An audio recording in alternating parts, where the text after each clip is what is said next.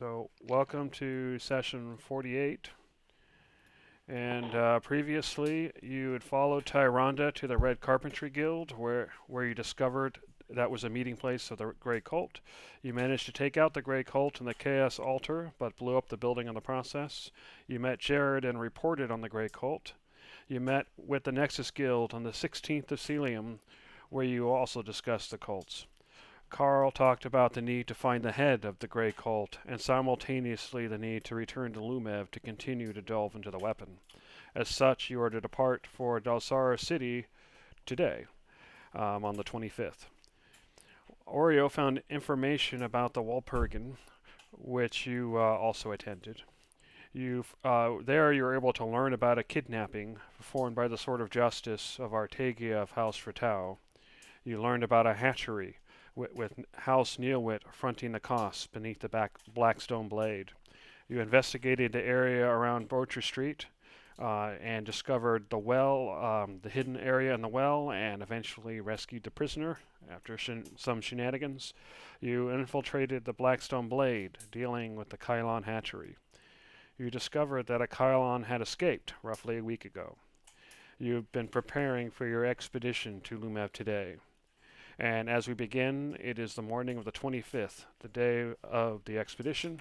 Obviously, when you're ready, you will need to go to the Nexus Guild and you will get your briefing and other information.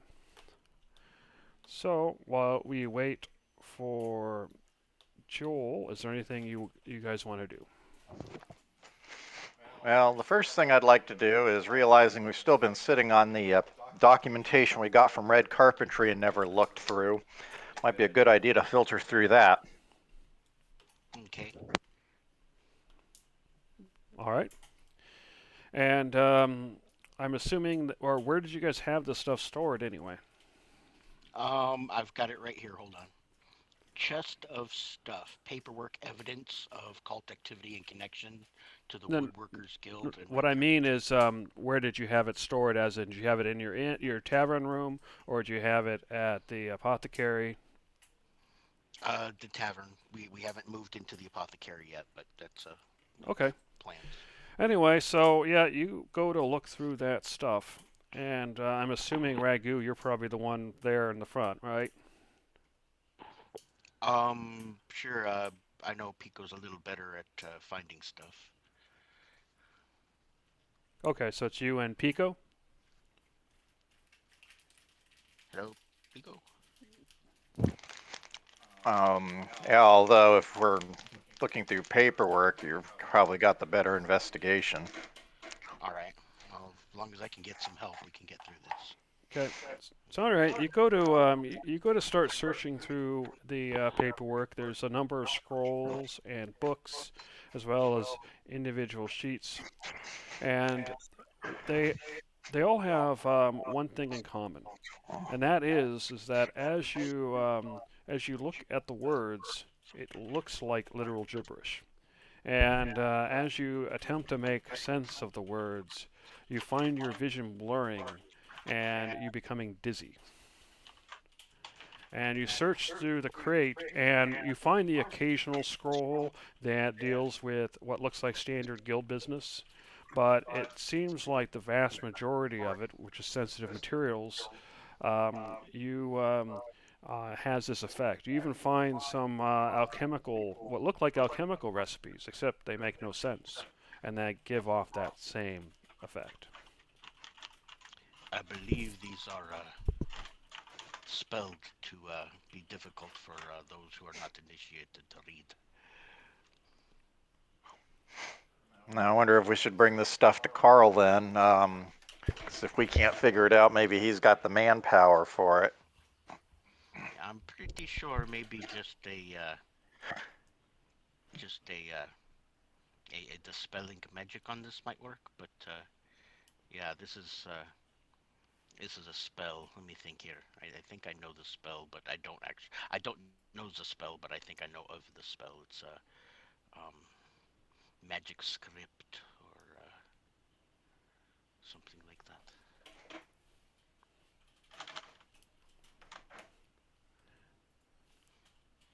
Yes, we should take it to Carl. I'm sure he has better ways to dispel the encryptions on it.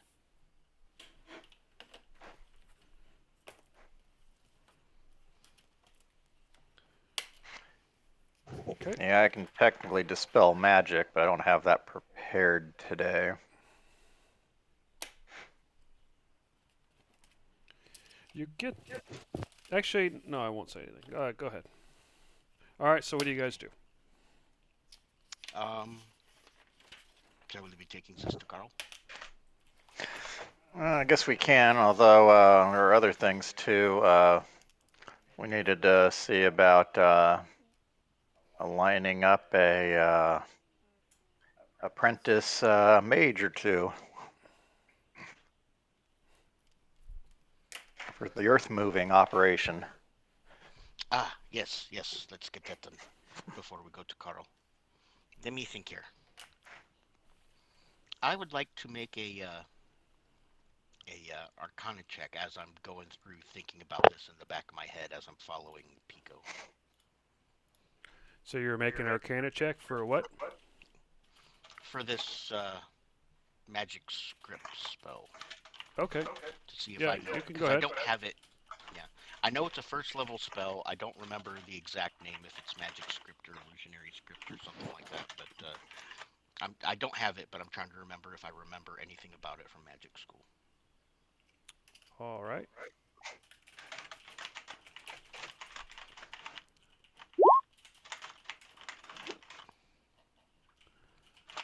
Are you talking about comprehend languages?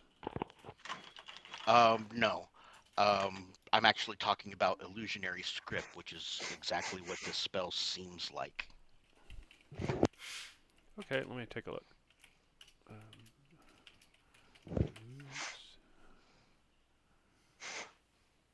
Um, let's do search for script. Maybe that'll come up.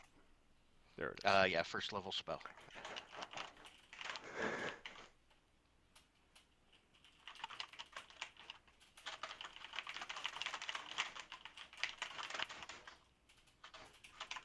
It does look similar to that, but you feel like there's more to it. You get the Okay. impression, although it's tough to put your finger on where this comes from, but you get the impression that even if you were to dispel it, it still wouldn't be readable. So it's vaguely similar, but it seems to be much more powerful, and there's more to it. Okay. Yeah, this is definitely something that we don't have the resources to do right now. But the evidence needs to go to the Nexus guild anyway. So yeah, we should be taking it there after we go find. Oh, wait a second. Maybe the Nexus guild has like a third stringer that we could hire. I'm sure there's going to be a few people. We are not the only team in the running for being the Lumev expedition. But what do you mean by hiring a third stringer? Well, obviously we're the A team, and they had people who kind of flunked out, but only because they weren't as good as us, right? But they're still around. And then you've got the third stringers, which are um, the first levels who aren't up to snuff for being a Lumev expedition party yet, but they're got potential. And basically, it's kind of like level one. Okay, so But real quick, I'm pretty. I'm gonna interrupt you real quick. Joel, are you on the call? Yeah, I didn't want to interrupt, but I just got here. Sorry for being a Okay. little late. Yeah, no problem. We just wanted to make sure that you were around before the expedition started, Yeah, because you're the only one representing your guild because Ayer's not going to be here.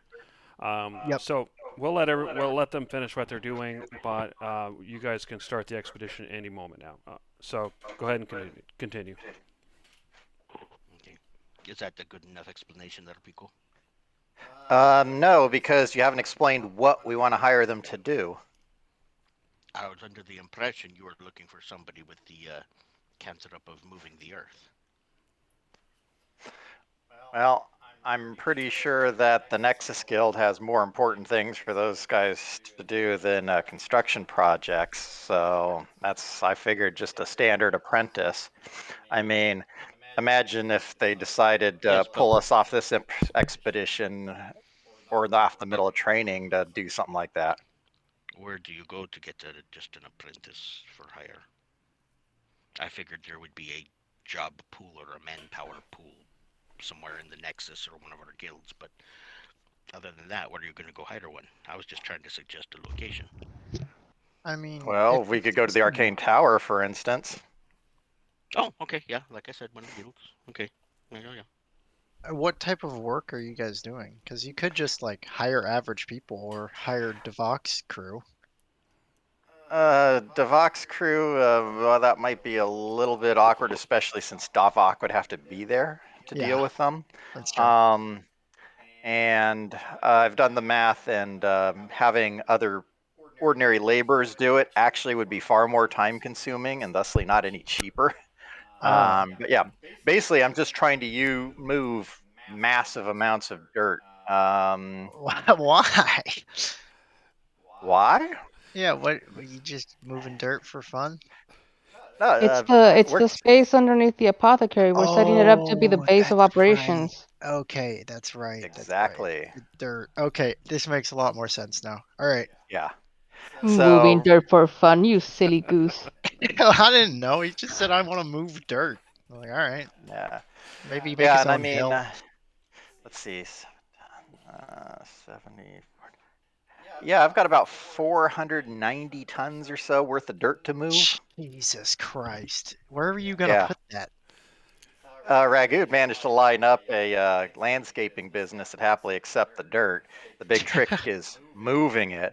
But yeah, we actually spent 26 hours during training recently moving that stuff. And yeah, and I found out that using mold earth to move the stuff was actually more efficient than trying to do wagon loads because I could move I Ah, did about not. 10 tons worth on a single trip versus basically a quarter ton in the wagon.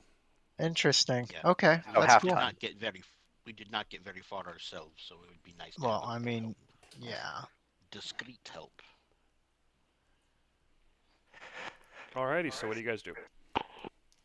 I think we'll head to the Arcane Tower. Actually, let me just double check something here just to make sure I'm not hallucinating. Yeah, In that Arcane time, Tower, which in Yep. that time that they're going there, Jeremy, Oreo will stay in the apothecary 'cause I think that's where they're at right now, and just talk to the guy that we had kept there to see, just to learn more about his skill sets while they're doing the stuff at the Arcane Tower. Okay, fair enough. So yeah, you start talking to him. He seems a little bit more aware of things today, although he's still obviously shocked even still. Yeah. But he's definitely seems a little bit better today than he was yesterday. Okay. Yeah, I'll definitely don't want to pressure him or anything. It's more of just curiosity, trying to like get to know him a bit more and then learn his interest and all that kind of stuff. So that could be all taken offline, so to speak, in terms of like I just want to learn what it is, and that by the time the guys come back, I want to just share what I have with them. Okay, fair enough. So yeah, you're doing that, and then Pico. So you're going to the Arcane Tower. yep, to go talk to OVR Tusorin, or however it's pronounced. Okay, so yeah, you show up and they know who you are because you come for training and everything. And it wasn't all that long ago since you were here last, so they Hmm. basically just take you in to see him. He seems to be open this morning, so you arrive in his office and then says, "What can I do for you? You shouldn't be due for training for a while yet." That is true. In fact, actually, later today, the rest of the group and I are scheduled to go on another expedition, which is actually why I'm here. I've been working on a project in my spare time since recently came into the inheritance of an apothecary, and I'm preparing that for to open up. And so I actually have need of uh, apprentice or two who are capable of casting mold earth to hire in order to move this dirt in my absence. I'd do it myself, but uh, the expedition is, of course, a bit too important to ignore, and I'm sure that the Arcane Tower also has things that they'd like me to look into while I'm out there in Lumev. Indeed, I believe they actually sent a packet in that you'll be able to peruse once you get your briefing. In the meantime, so you wish to hire people to move Earth. Where is this Earth? It's actually at the apothecary. I've got a big pile of it out in the what would normally be the garden, and there's a nearby landscaping company about uh, 20 minutes away uh, that can, by normal walking speed, that is agreed to accept the Earth. I see. And you have legal ownership of this building? Yep, got the deed and everything. Okay. Can I see the deed? Go ahead and hand it over. He looks it over and then he hands it back. That seems to be in order. I am required to tell you that if you have a plot of land, you are not eligible to build out into the street. You are also, without extra permits, not eligible to build upward, although you can certainly get the permits to do so. If you are planning on building a basement, you will need a permit for that, but you can get the permit when you can get it later. I'm assuming that it's still some time before it's complete. Yes. I don't see a problem with you getting a permit for that. So are those requirements satisfactory? Yeah, that should be fine. And for the purposes of this labor, I'm not requiring these apprentices to do any excavation. It's just moving a quite visible mound of dirt to a prearranged destination nearby. Um, Now, these apprentices, obviously, they have their studies, so a given apprentice during this period wouldn't be able to work for more than 4 hours a day, and no more than 5 days a week. And so, given that restraint, how many apprentices do you need and for how long? Given my math on that, I think two of them working no more than 4 hours a day should be able to accomplish the job. Because let's see, that's for um, 4, 20, 40.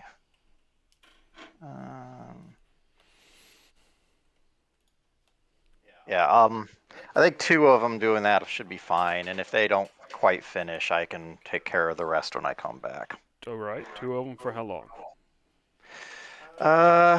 Just for the week. Okay. All right, so two of them for a week's worth of work, 4 hours a day, and I can take the money for them. I'll obviously need to get the address and everything. So that'll come to a total of 150 silvers. All right, you have a deal. So let me go ahead and mark that off. Okay, there it is. I gotta edit this. Okay, so 1840, 1790. All right, I hand over 150 silvers. He takes it and he says, he starts filling out some paperwork. All right, well, I'll need you to fill in here. And then he basically goes through where you fill out a contract, and it includes, the amount of work, where they're pulling the stuff from, where they're delivering it to, the address, the time frames, all that stuff. And so it probably takes you, maybe 15 minutes to fill that in. And so while Pico is busy doing that, Oreo is busy talking to the prisoner that you freed. Um, um, Galen and Ragu, what are you two doing, if anything? Typically the church will give me something of like a task to get done for Lumev. I didn't get one of those yet, so I think I Nobody might did. just You basically get those when you go to your when we meeting go. with Carl. You guys haven't done that yet. Okay, so I won't need to do anything with that. I don't think I'm really doing anything right now then. Okay. You can help me. I have a Yeah, what's couple of up? things we need to get done. Okay. I need to go back to the apartments and repack for a Lumev expedition, and we need to reorganize the cart because it's only a short mission. We don't need to be carrying 5 barrels of water. So we're gonna reload the cart so that it's good set for 1 week mission, and Okay. be able to bring back whatever we find at the city. Sure. Okay. So you guys are busy there. All right, and then Oreo, you learn that the prisoner was he was a essentially a journeyman when it comes to skills such as mining and excavation. He also did he also had some knowledge of ores and basically how to extract pure or semi-pure metals from them. So that's basically his area of expertise. I see. Okay. And when he says excavation, was he just like a typical in contributor of a team, or was he helping organize a team to excavate? He was more a member of the team than an organizer. So yeah, he was Okay, more mid-tier. got it. Okay, good to know. Thank you. Cool. All right, so half an hour passes and everybody finishes what they're doing, and I'm assuming you're meeting up again. So what do you do next?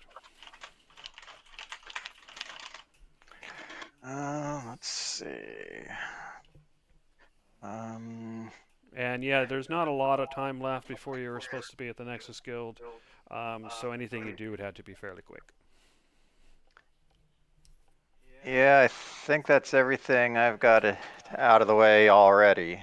Um, and of course, yeah, I document both the address of the apothecary as well as the destination drop-off point. I'll actually swing by that place first, and then let them know that we've got a couple of apprentice mages that'll, on my behalf, that'll be bringing in some of the earth. Okay, so yeah, they readily agree, and the original deal's still in place. All right. So does anybody do anything before you go to the Nexus Guild other than that? I'll make sure to bring the chest with us. Um, Okay.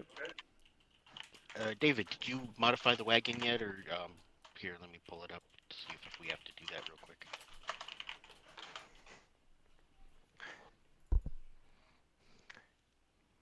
Did you hear that? Yeah, I heard that. I hadn't messed with anything on it, but that'll be easy enough to do. Give me a minute. Okay. All right. So you arrive at the Nexus Guild, and when you arrive, Elru is kind of standing out, waiting. You notice this time she doesn't try to hide or sneak up on you. She seems perhaps a bit serious rather than playful. And as you arrive, she looks and says, "Well, I see most of you are here. Please follow me. Carl is waiting for you." And she takes you inside, and then escorts you into the room with Carl. And he says, "Please, everyone, have a seat. Now, we'll get into the expedition momentarily, but I have two pieces of information for you. First, we have you've ranked up to master, and we will provide you with a selection of magic items as in the past. It's been a bit delayed, but we finally got stuff together. It with the climate nowadays, it is pretty difficult to acquire these items. And there have been some unfortunate black market dealings that make it even more difficult to procure these things through legal channels.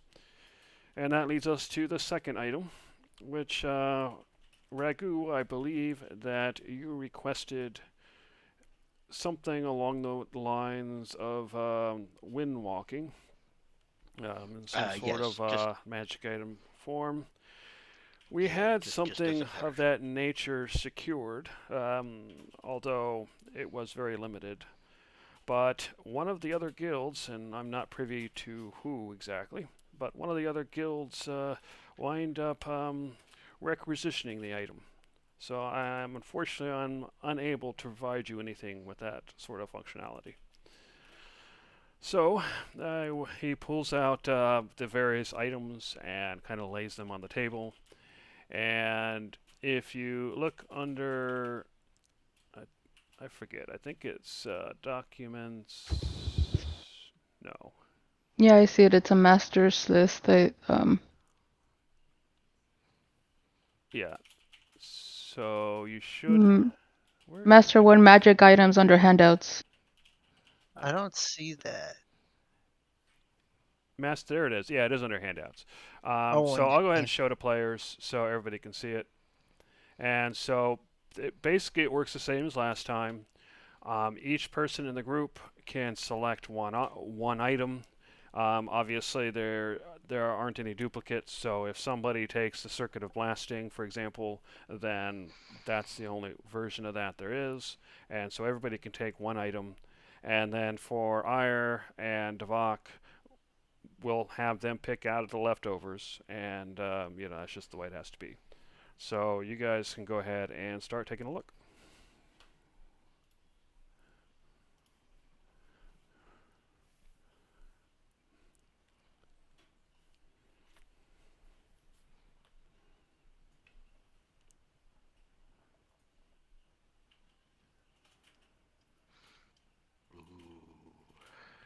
I would like to point out there are a couple of items that are specific to cleric and paladin. There are a couple items that are specific to sorcerer. So pay attention to that. oh, there's a lot more items than I thought there were. I'm reading this way too slow.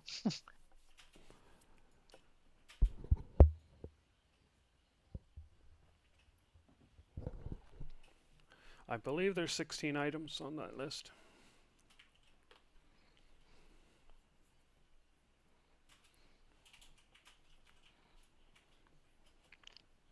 Oreo will sit back and just wait until everybody gets their pick first.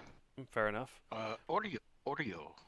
I don't suppose you have the ability to wield a long blade. Do you remember those lessons? I prefer my daggers, thank you very much. Okay, just thought I was just asking. Sorry. No, you're good.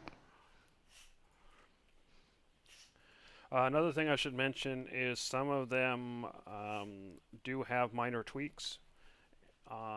For example, dealing with when they recharge and that kind of thing. So you'll have to use the the information that's here rather than the information on the original item. Most of these do exist as regular D&D magic items, except for one of them. I think it's the transmutation pendant that doesn't have a D&D equivalent. Okay.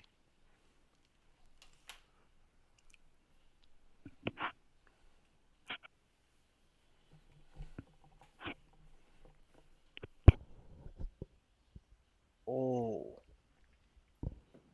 Oh, okay.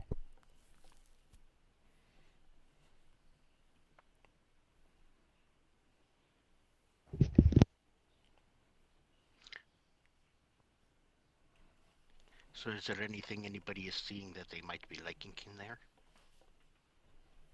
The Bloodwell vial looks pretty good for me. That's what I've seen so far. Okay. There's also that Pearl of Power I thought might be good for you. Yes, That is, however, I think that the Bloodwell vial might be better than that pearl, because the pearl I have to use to regain one spell slot. However, since the Bloodwell gives me a +2 bonus, but also I can gain 5 sorcery points back, that means that I can also just spend those sorcery points to get to spells. trade into a spell slot. Yes. So I think that might be more efficient. Also, I get a +2 bonus to my, spellcasting and DCs, which is awesome. So just to be clear, that +2 bonus to spell attack rolls and saving throw DCs is always in place as long as you have this attuned. Um, Yes. And the whereas other thing the can be gaining swan. 5 sorcery points happens once and then it doesn't happen again for another week. Yeah, that tracks. If I gained 5 sorcery points every short rest, that would be a little bit busted. It's still better than just getting one third level or lower slot for the same week. Exactly, because I can get that with this pretty easily.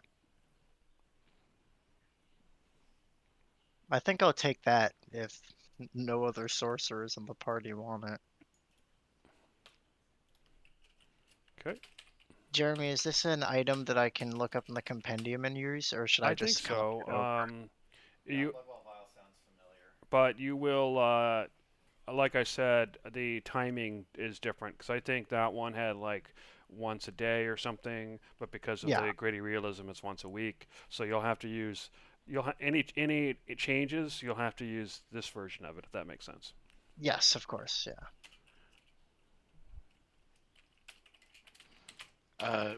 Galen, Yeah, what's up? just out of curiosity, did you look at that transmutation pendant? Yeah, I did. Why? Well, you, much to my dismay, you still have not chosen a weapon, so you're still using your I use weapons. firebolt as your Yeah. main form of defense. Uh-huh. Do you think that would help you for things that are resistant to fire? Oh, yeah, I could, it can only be used once per short rest. Oh, I guess it lasts for a decent while, though. Yeah, basically, once you change the damage type of your spell, it sticks, but you can only change it once for a short rest. I think I'll be okay because I just use Firebolt because it's the most damage output for stuff, but I have other damaging cantrips like Sacred Flame or Thunderclap, um, Okay, or Shocking Grasp. So I have options. all right. And Sacred Flame is good for when they have resistances to fire, because it's I believe it's a radiant damage spell. So Okay. I think All I'll be right. alright without it. Take the Bloodwell. All right. So it sounds like Galen is squared away. Um, And I can't find it in the compendium, so I think I'm just gonna copy it over. Let's see if I can find it. Oh, I guess it's not there. That's Yeah, so fine. you'll have to create Hmm. a new spell and move it over. If you just want to just make a note on your character sheet with what it does, and then you can just bring it up when it comes time, and then I can make the more permanent changes later, whatever you want to do that. I'll probably just put it um, in uh as one of my equipment that's equipped, Yeah. and then put a like a note somewhere. Okay. how's about you, Oreo? Did you see anything? I said I will wait until everybody in the team already has what they want. I'm good. Seriously, you pick what you want. It's all good. Okay. Ragu, just do it. She's going to be stubborn about this, and there's no changing her No, no, mind. it's So just okay. move on. It's all good. It's just, yeah, I was just looking. I was just looking, and And I to want to be help fair, there everybody are out. other people who get into these stubborn streaks too. So I know Pico's been stubborn and so on. So yeah, it's just one of those I know. I'm things. still looking. I'm still looking. There are a couple of things that intrigue me, but again, I'm not trying there's to be like I'm not trying to like make it hard for anyone. It's just literally that's what she wants to do. No, no, I She's get it. waiting it out. And yeah, sometimes it's the character being stubborn, not the player being stubborn. Yeah, That's yeah, fine. yeah, exactly. Yeah.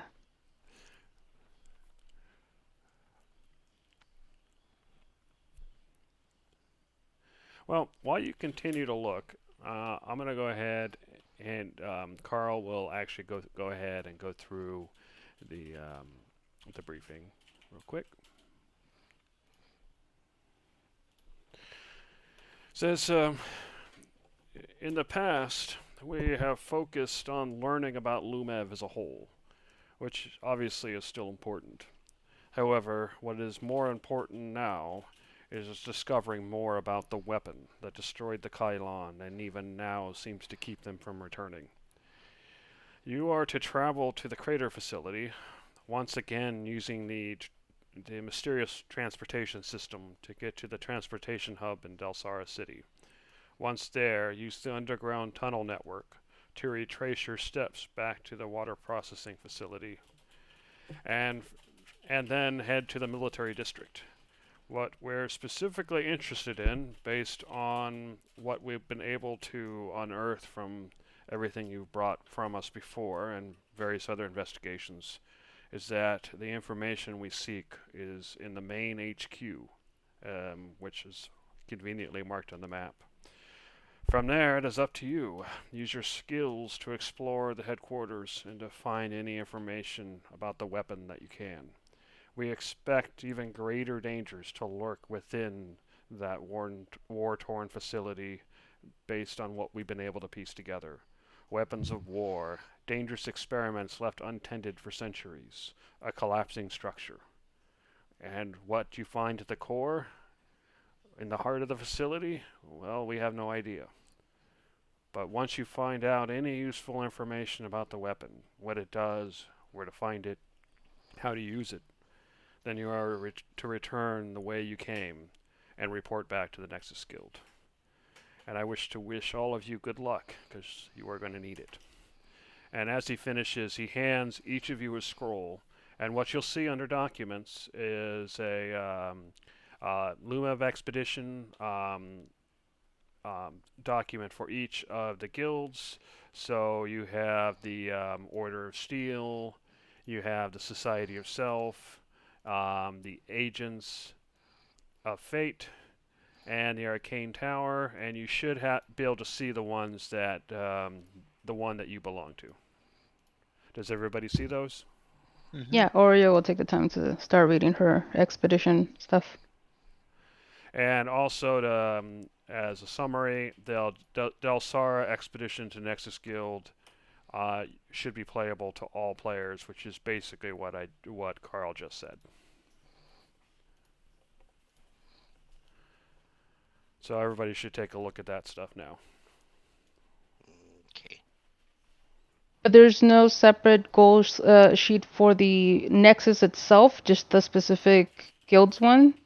That's correct. And Got it. And that seems to be because the Nexus Guild is very focused on this, Ah, okay. rather than being in the exploratory mindset of before.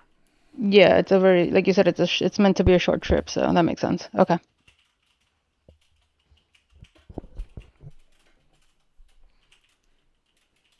Alright, where is that again? I'm not finding it on the list. Maybe I'm just Under missing it. documents, in your journal, and you should see Order of Steel in there. And if when you find it, there'll be multiple expeditions. You're going to scroll down to Expedition 3. Were you able to find it? Hold on, still scrolling. It's the Expedition 3 thing's technically an old document. It's technically where, Dave? You're muted. It's technically an old document. You click into it, and then you'll see that there's a third. Yeah, he bit of just added another information in it. section. Yeah, I've just been adding to it for every expedition rather than making new documents.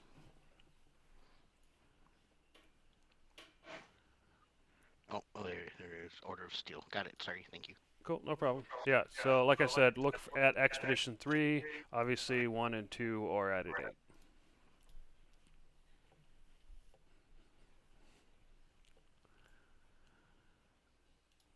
Galen, were you able to find yours?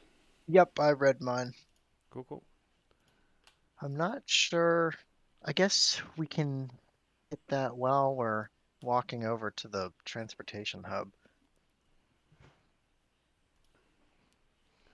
And I'm assuming, Pico, that you looked at yours as well? Nope. Just barely found it. Oh, sorry, did you say you haven't found it? I said I barely found it. Ah.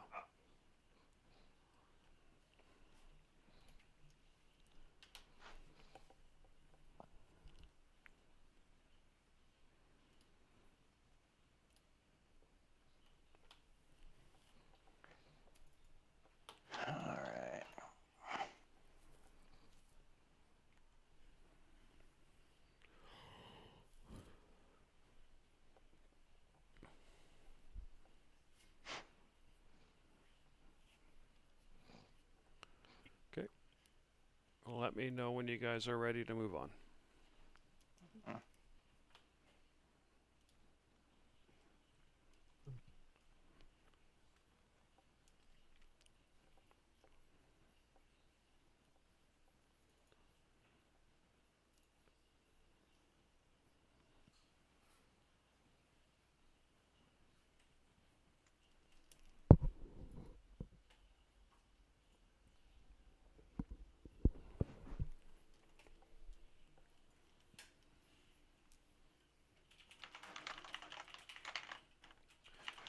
And while you guys are looking, I'm sure everybody has noticed who has a familiar that the familiar now has a token and is on the page. And if you look under where your characters are, under players, you should see your familiar there, and you can actually drag and drop it yourself if you want to. Ah,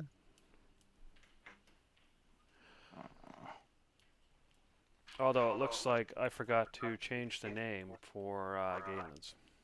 yeah, Piff is still called Sprite. Yeah, I'll do that now.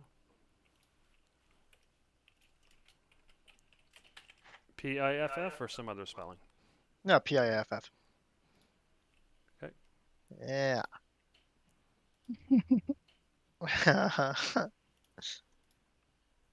All right, it has been changed officially. Huzzah. Actually, let me change the character name as well while we're at it. There. Cool. Alrighty. So I'm assuming everybody's read through their things. Yep. All right.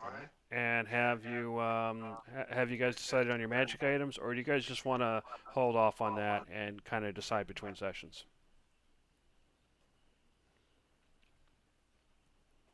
I'm fine either way. I Same. think I'm close to making a decision here. Oh, okay.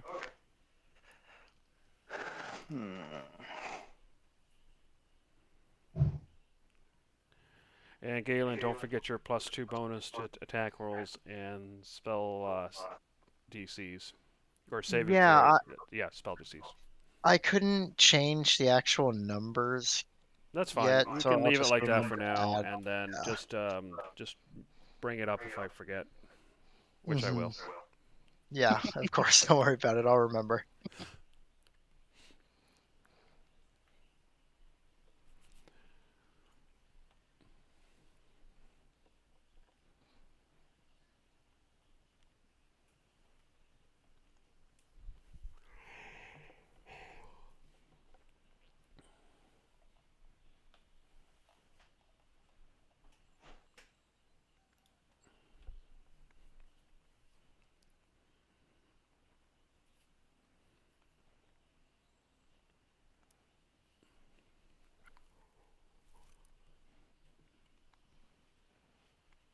I don't know, the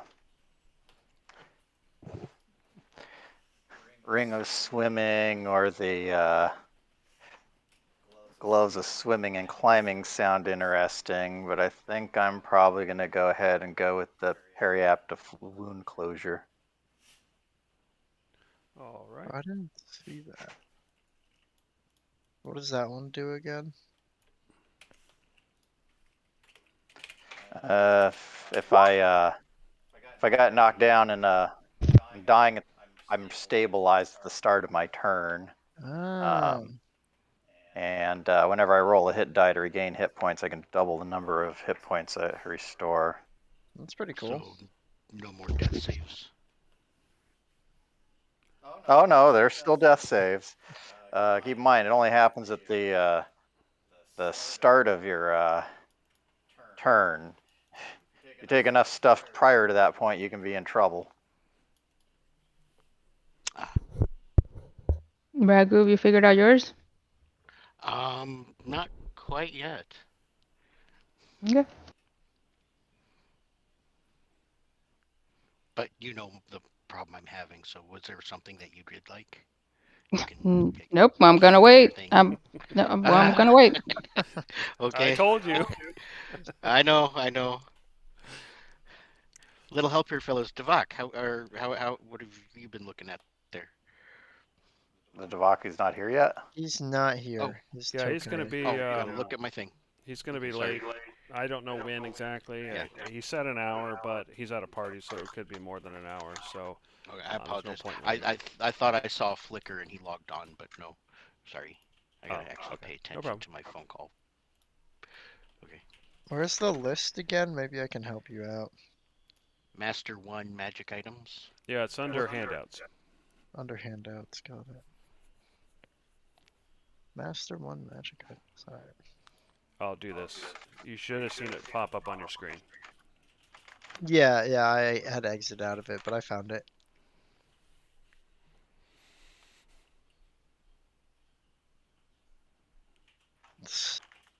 Sort of life stealing could be cool. Yeah, but I have the items that I so very much love already attuned.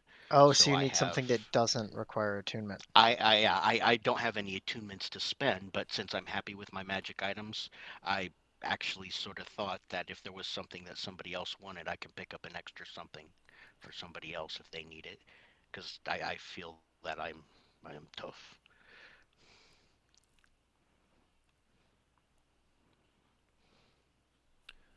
Yeah, most of these require attunement, but not all of them. So No, you you could could pick get. something like, I don't know, the periapt of health, for example, or something like that if you wanted to. You did have a problem with disease, so that wouldn't be an issue. Also, you could always hand it off since it doesn't require attunement to somebody who is sick.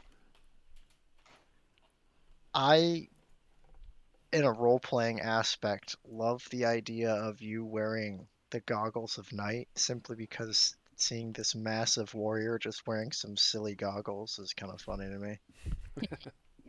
Actually, that is pretty cool. Maybe I should look into getting some goggles that Just do goggles. something.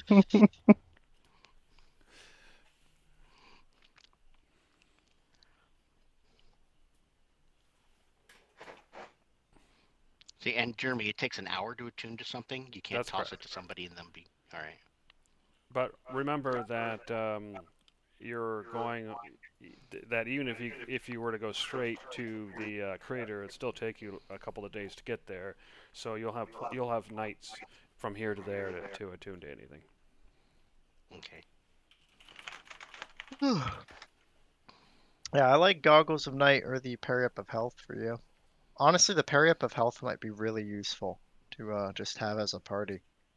Oh yeah, because that can be passed on. It's not attunement, Yeah, it's not an attunement, and so that can help everybody with health. Okay, yeah. And exactly. they've got those Cthulhu panthers there that we don't need to get infected by. Yeah, and I mean like I have lesser restoration, so like I can help with diseases, and we both have knowledge to help cure diseases, but having this could definitely be very helpful. One thing I'll point out All right. though is that if you are already infected with the disease, this Yeah, it just suppresses it, but reduces. it doesn't cure it.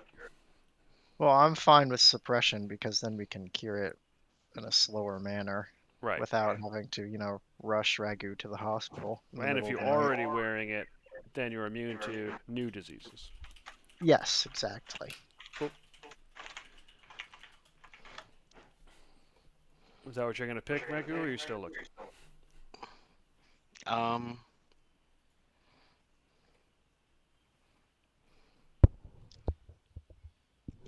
Yeah, I think I will go with the parapet of health because that Okay. can be passed on and used by anybody. Cool.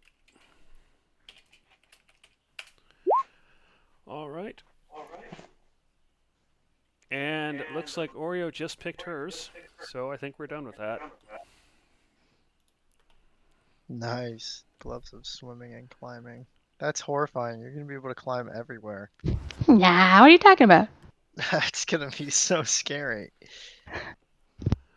All right, so you've received your items, you've gotten your briefing, and Carl looks around at all of you and he looks at everybody sternly and he says, Is there anything else? Any other questions? Yeah. Do you have any analysts who like headaches? Um, Ragu, bring up the chest. I go grab the chest and I pull it in, and I'm gonna go ahead and give both him and oh shoot, why am I blanking? Pink hair. Elro? Elru. Elru, thank you. I'm gonna go ahead and give Carl and Elru the gist of what I was able to figure out with Arcana about them. Well, the documents inside are coded in some fashion. It is almost like an illusionary script spell, but it is much more powerful. You're going to have to be very careful trying to decipher it or magically unenchant it as not to destroy the original documentation. He opens one of them and looks at it and then just closes it, puts it away, and he says, "Well, thank you for this. We will get people on it right away. Hopefully, by the time you return, we will have information that we can share. So thank Yeah, you for bringing this in before you left, because that will speed up things a bit." yeah, that was recovered from the Grey Cult. I see. He goes and he starts writing something down, and then says, "We'll get this taken care of immediately, but for the next week, this isn't something for you to worry about. Once you return and you get debriefed, we will let you know what we figure out." Okay. So he puts that away, and then he says, "If there's nothing else, there are a couple of guards waiting outside. They will they will escort you to the city gates, and from there, good luck. You will find some guards at the portal. We have reason to believe that there has been unauthorized access. The reason is, well, dead guards. So we're pretty certain of it, actually. So be careful when you go through. I cannot guarantee the state of things on the other side. Okay. And if you notice the increased military presence there, well, don't worry. Just show them your Nexus credentials and they'll let you through. But they might give you a little bit of a hard time, so I apologize in advance.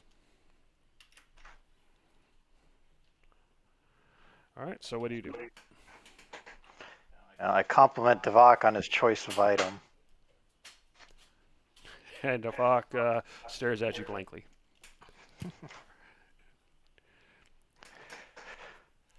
All right, well, I guess we've got a mission to go on. I've got the cart cleared off, so should be basically ready. All right. All So right. you head to the you get escorted to the city gates. You pack up your cart and you leave. And on the way, or sorry, it takes you a while to an hour or so to get to the gate.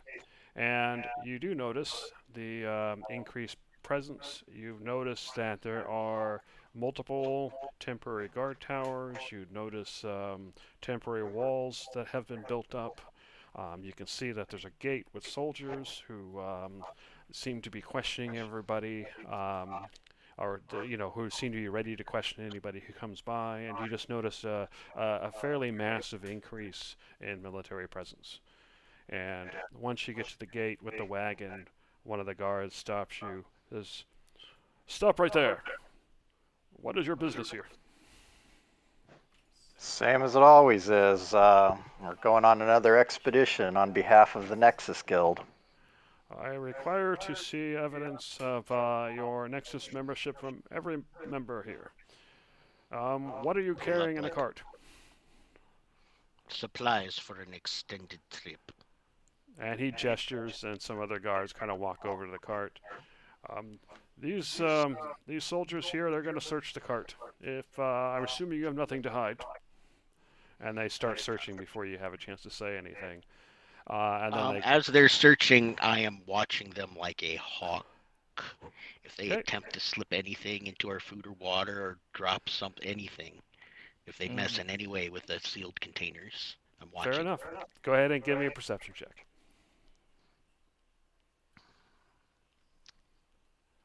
Ooh, crap, this is where I should have had somebody help me. Oh, can I help him with perception? I mean, I think Ori would probably want to also make sure that they're not doing anything suspicious. Fair enough, or you can just do your own perception check. Yours might be better. Okay. You Sure. get the idea. Yeah. Anyway, Raku, they're on the up and up, no problems at all.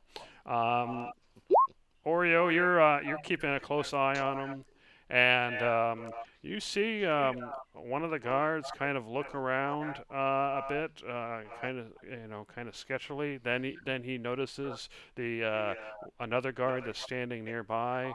He shrugs and he walks away.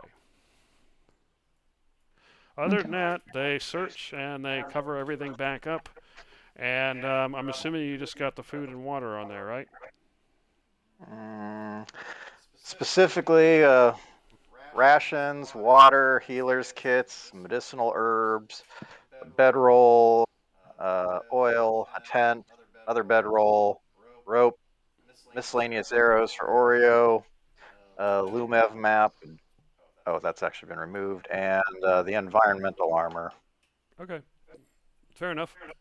So they gesture you on through, and then yeah, as you enter, you can see that there's a whole camp being set up. You can see that several buildings are in the process of being constructed. Everything seems to be made out of wood right now, but you can tell that some of the temporary structures are already being converted into more permanent ones. And then when you finally arrive at the gate, you can see the people there. You recognize one of the guards because he was there when you came back out, and he just immediately recognizes you, and he nods, and he says he kind of whispers at whoever's closest as you approach the gate. I hope they didn't bug you too much back there. Well, let's just say they're very well, there was some chewing out involved and some people who got demoted. And, well, let's just say that due to recent events, people are very anxious to make sure they can't be accused of not doing their jobs. Fun.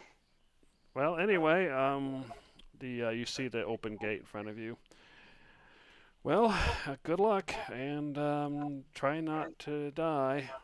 Um, as a word of warning, there might be stuff going on the other side, so be ready for anything. All right, so what do you do?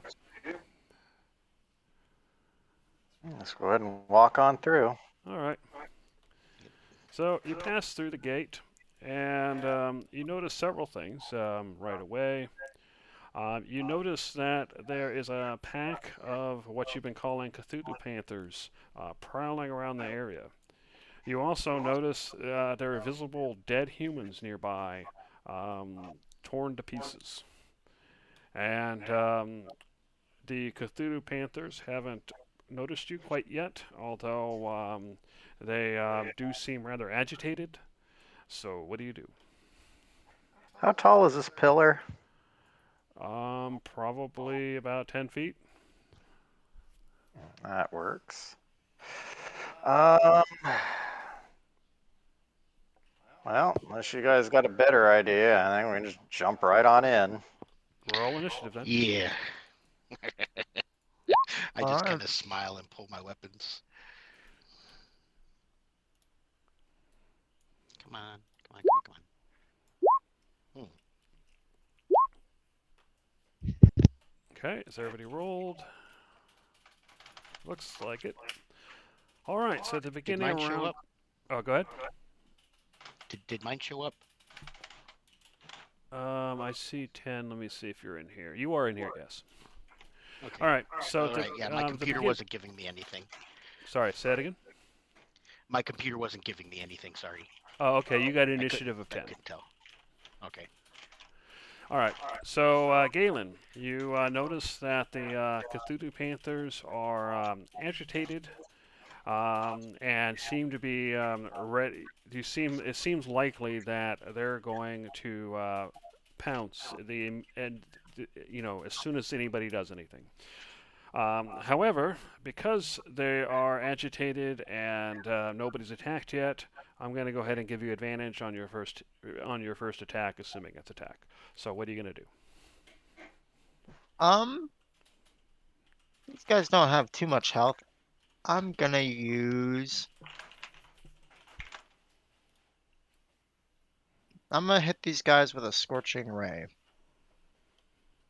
Okay. Which ones? 1 second. I was thinking since it's a 3 burst, I was just gonna hit 1, 2, and 3. Okay, so these three and an L. All right. So that I forget if you have to roll once or once for each one. I think it's once we've done it in the past as once Okay, for each one. However you want to play it though. fair enough. In that case, yeah, that's going to hit all three of them. So just go ahead and roll your damage 3 times. Okay. You can just click on Scorching Ray 3 times. 1, 2, 3.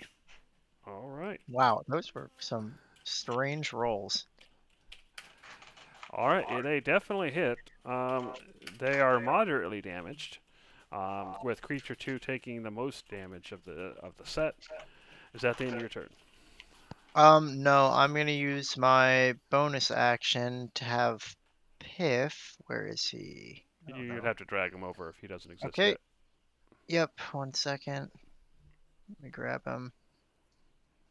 I'm gonna have Piff come over to here, and I'm gonna have Piff shoot creature 4 with a short bow. Okay. So 1 second.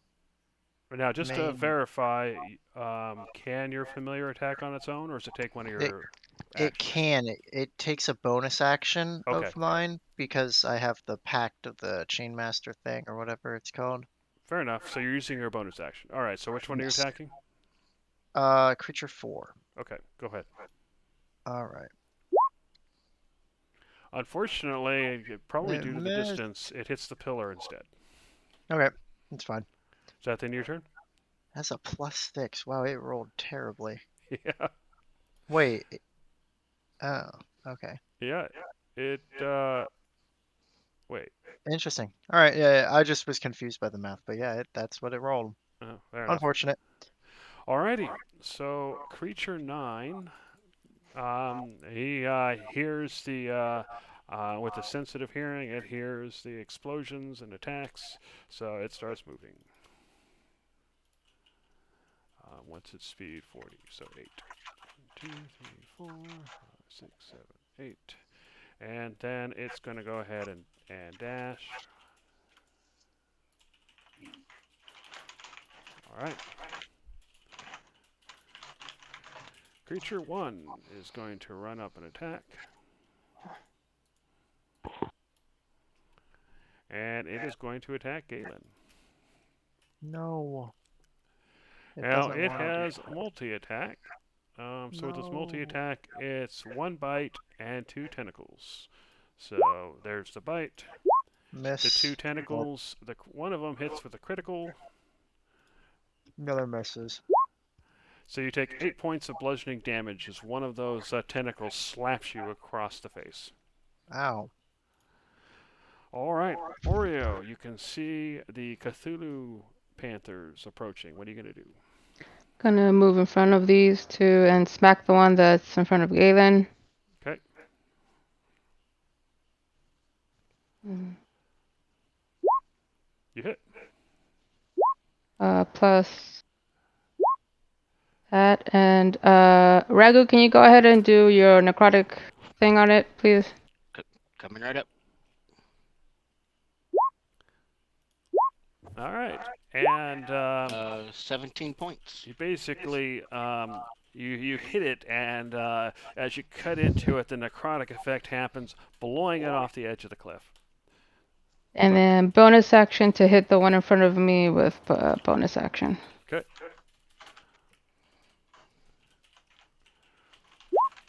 You hit.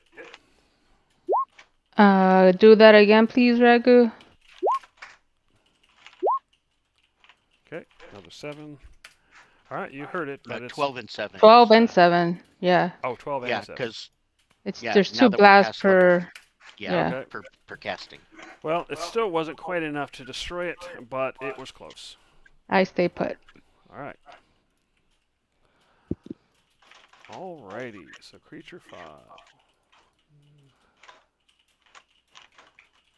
It's going to dash to get into range.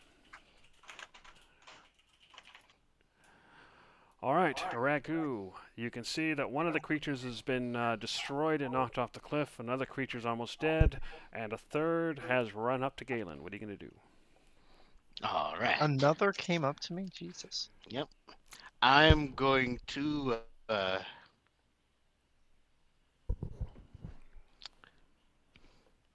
see 1, 2, 3. I'm going to step to here. Okay. And I'm going to attack creature 5 with advantage. My first attack's swinging. That hits. 26 to hit.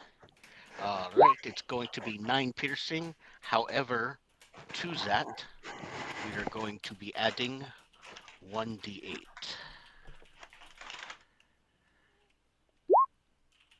So another 8 points of damage. Okay. And whilst that happens, come on, pull out features. When I hit a creature with a weapon attack, I can expend a superiority die to maneuver one of my comrades into a more advantageous position.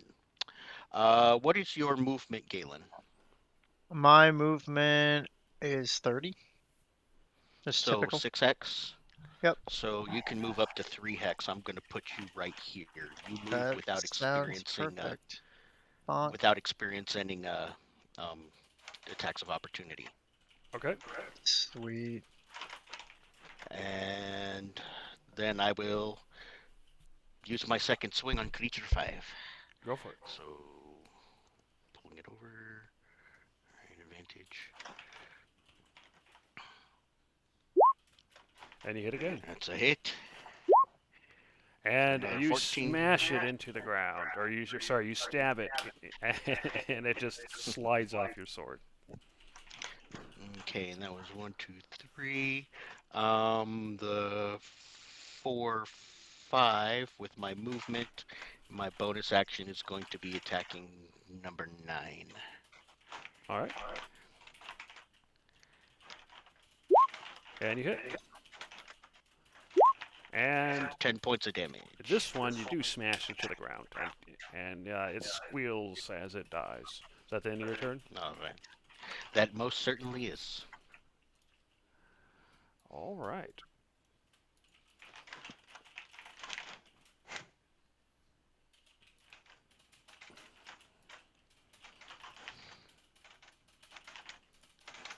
Okay. One of the Panthers runs around everybody and gets to Galen, but doesn't have enough movement to attack. You rat bastard.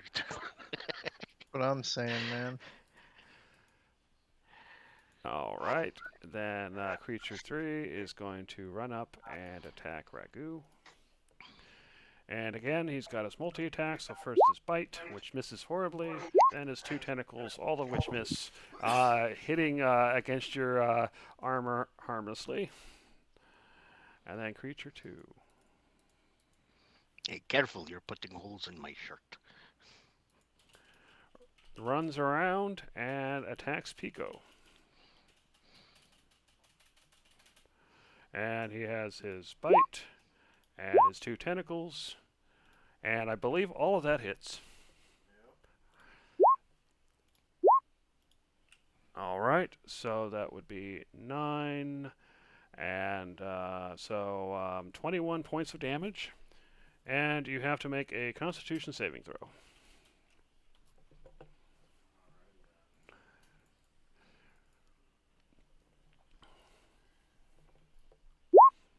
which you manage to succeed. But as it bites you, you can see that your skin is hard, or sorry, is red where his teeth went in, and you can see kind of dropping off your arm little tiny worms. But it seems like none of them managed to get inside. All right, Pico, what are you gonna do after you've been bitten and slapped? Well, let me verify something here real quick. You're muted. All right, let me just verify something here. Yep. All right, this works. So, uh, Fire Lily is going to go ahead and turn invisible and start hecking the hell out of Creature 2. I don't think so. Peck, peck, peck. And basically provides the help action Fair enough. before invisibly flitting away and I guess moving out over here. Meanwhile, I am going to go ahead and take a couple of swipes at this guy. So let's start with the first one. Actually, I believe though, but he does get an attack of opportunity against Fire Lily, but he has disadvantage because Fire Lily's invisible. I think you have to be able to see the enemy in order to do an attack of opportunity.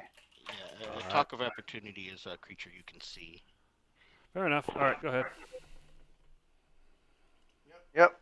A hostile creature that you can see moves out of your reach. Fair enough. So, all right. So first, I'm going to swipe with the first claw. I think that hits. It does. So and that's with Booming Blade. So let me roll the extra D8. Oh wait, isn't Booming Blade on here? Nope, I'll just roll it the hard way. It's down at the bottom in Good total hit. damage. Oh yeah, there it is. I forgot about that. Okay, so that's a total of 14 points for the first attack. Yep. Second one is also going to hit Which does hit. Yep. for 6 Which points. is exactly what you needed for it to slide off your blade dead. And for my movement, I'm going to go ahead and climb up on top of this pillar. Okay. Fair enough. Is that the end of your turn? That'll do it. All right. Creature 10.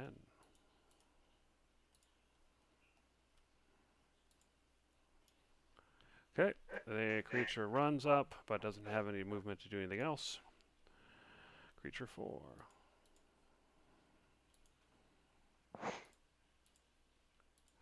Runs up and doesn't have enough to do anything, but is ready to attack Galen. God damn. They don't like me. Why do they not like me? Creature 6. It's going to run right up and attack Ragu.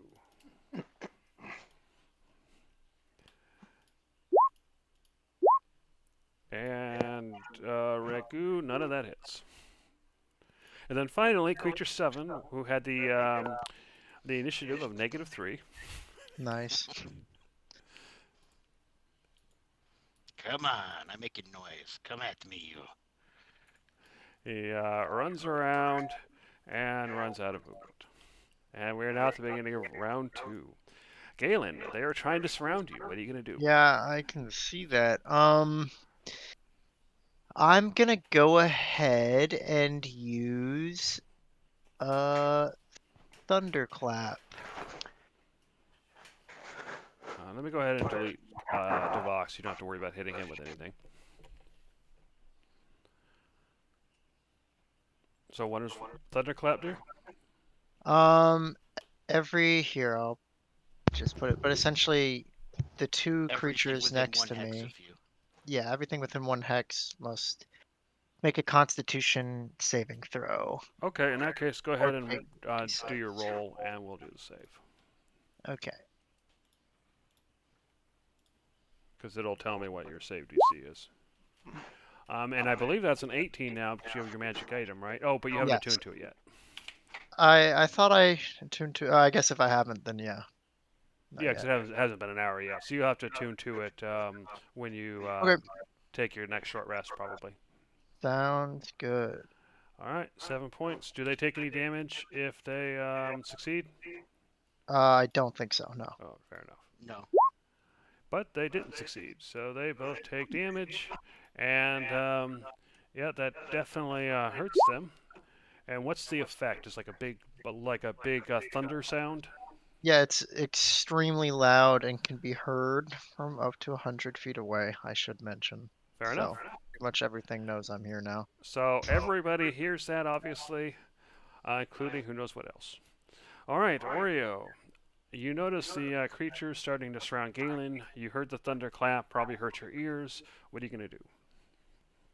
Yeah, she is probably gonna go and help Galen, knowing that the others can probably help keep the others at bay for now. So I'm gonna go back here and hit this guy.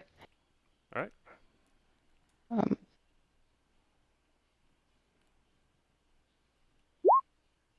Critical hit. plus Okay, yeah. Your sneak attack was enough to Your kill voice, it Jerry. by itself.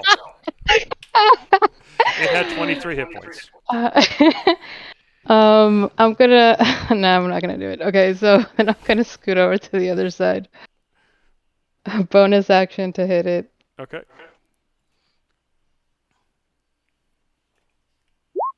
You hit.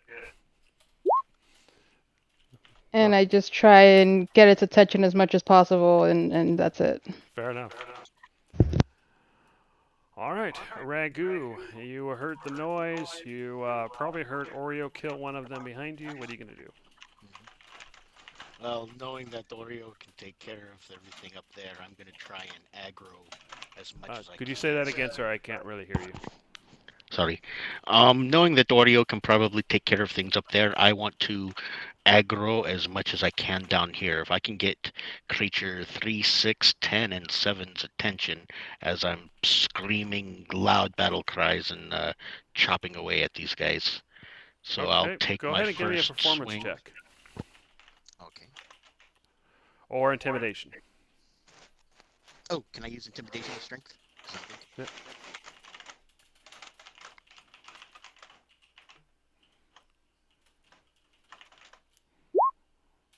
That looks like a 5. Okay, go ahead and do your attack.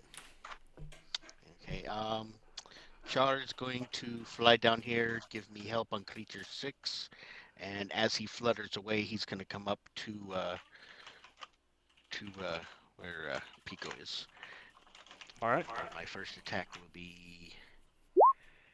And that's against number 6 or 3? 6. Okay. You hit, sorry. Okay, 11 points of damage. 11. Good hit. Okay. All right, my second swing. You hit again. 19. With For another 12 12. points. And then follow punch. You punch him in the face, or try to anyway. And you succeed. And you punch him in the face so hard it crumples inward and he dies. Aha! Is that the end of your turn?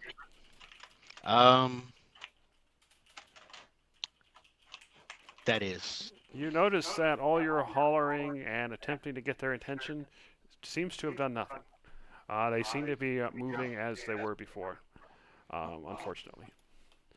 Okay. So, creature 8 being attacked by Oreo is going to attack back. So he is going to attack Oreo because Oreo hurts. Yeah. And it looks like 18, so it looks like all 3 of those hit. Yes, although one question, because the uncanny dodge, does it only prevent one hit or all of them? Cause let me put it in here. Oh, okay. I'll just look then. You only get one reaction, so you can use your reaction to have the attacks damage against you. So it says the attack, not all attacks. So I'm going to say it just affects one. Then in that case, what I'm gonna do is instead of using my reaction for that, I'm gonna use my defensive duelist, which means that I'll raise my AC up by my proficiency level. So it becomes a 21. That means that 21s will still hit, but I'll avoid the one that's 18 for the full Okay. 4 points. So then you take 9 points of damage. Unfortunately, one of those was a bite, so you have to make a con save. Okay, and I can make that at advantage because I've got a token of the departed on me. Okay. Okay, no problem. Your wound where it bit you, it looks a little red and a little itchy, but nothing else seems to be the matter. Sweet. Okay, so that's that. Alrighty, then creature 3 will attack Ragu.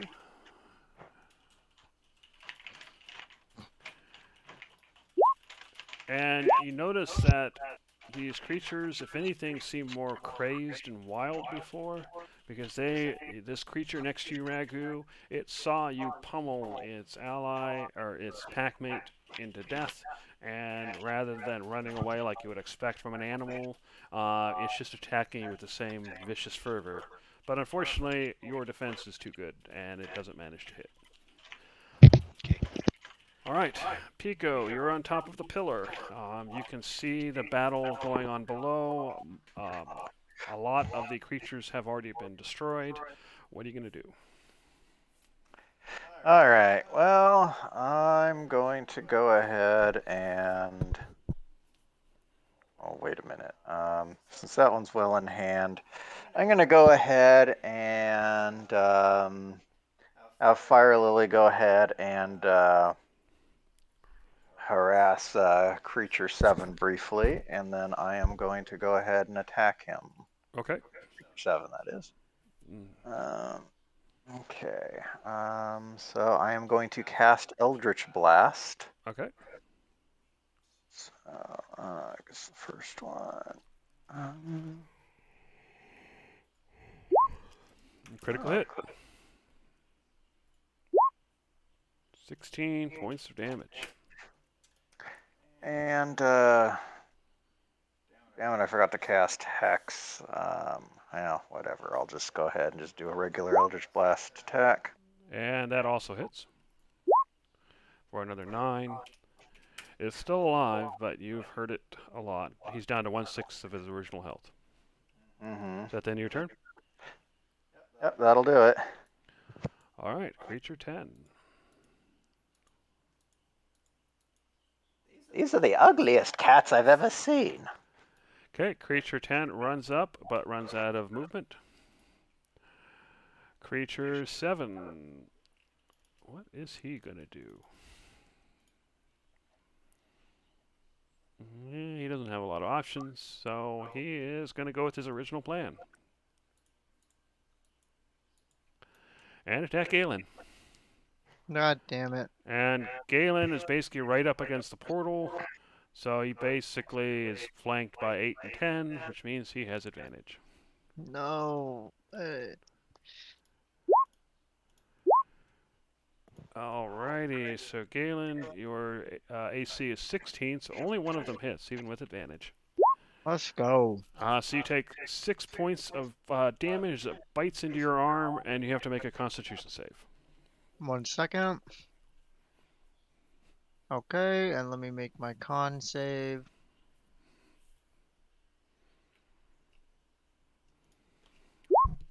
Oh, come on, that stinks. So you you look at your wound briefly as he rips his teeth from your flesh, and you notice that a little small shape of what looks like a worm going into your arm, and it burns. All right, we're at the beginning of round 3. Galen, your arm feels like it's on fire, and you are surrounded. What are you gonna do? Ah. Give me a second. Let me think.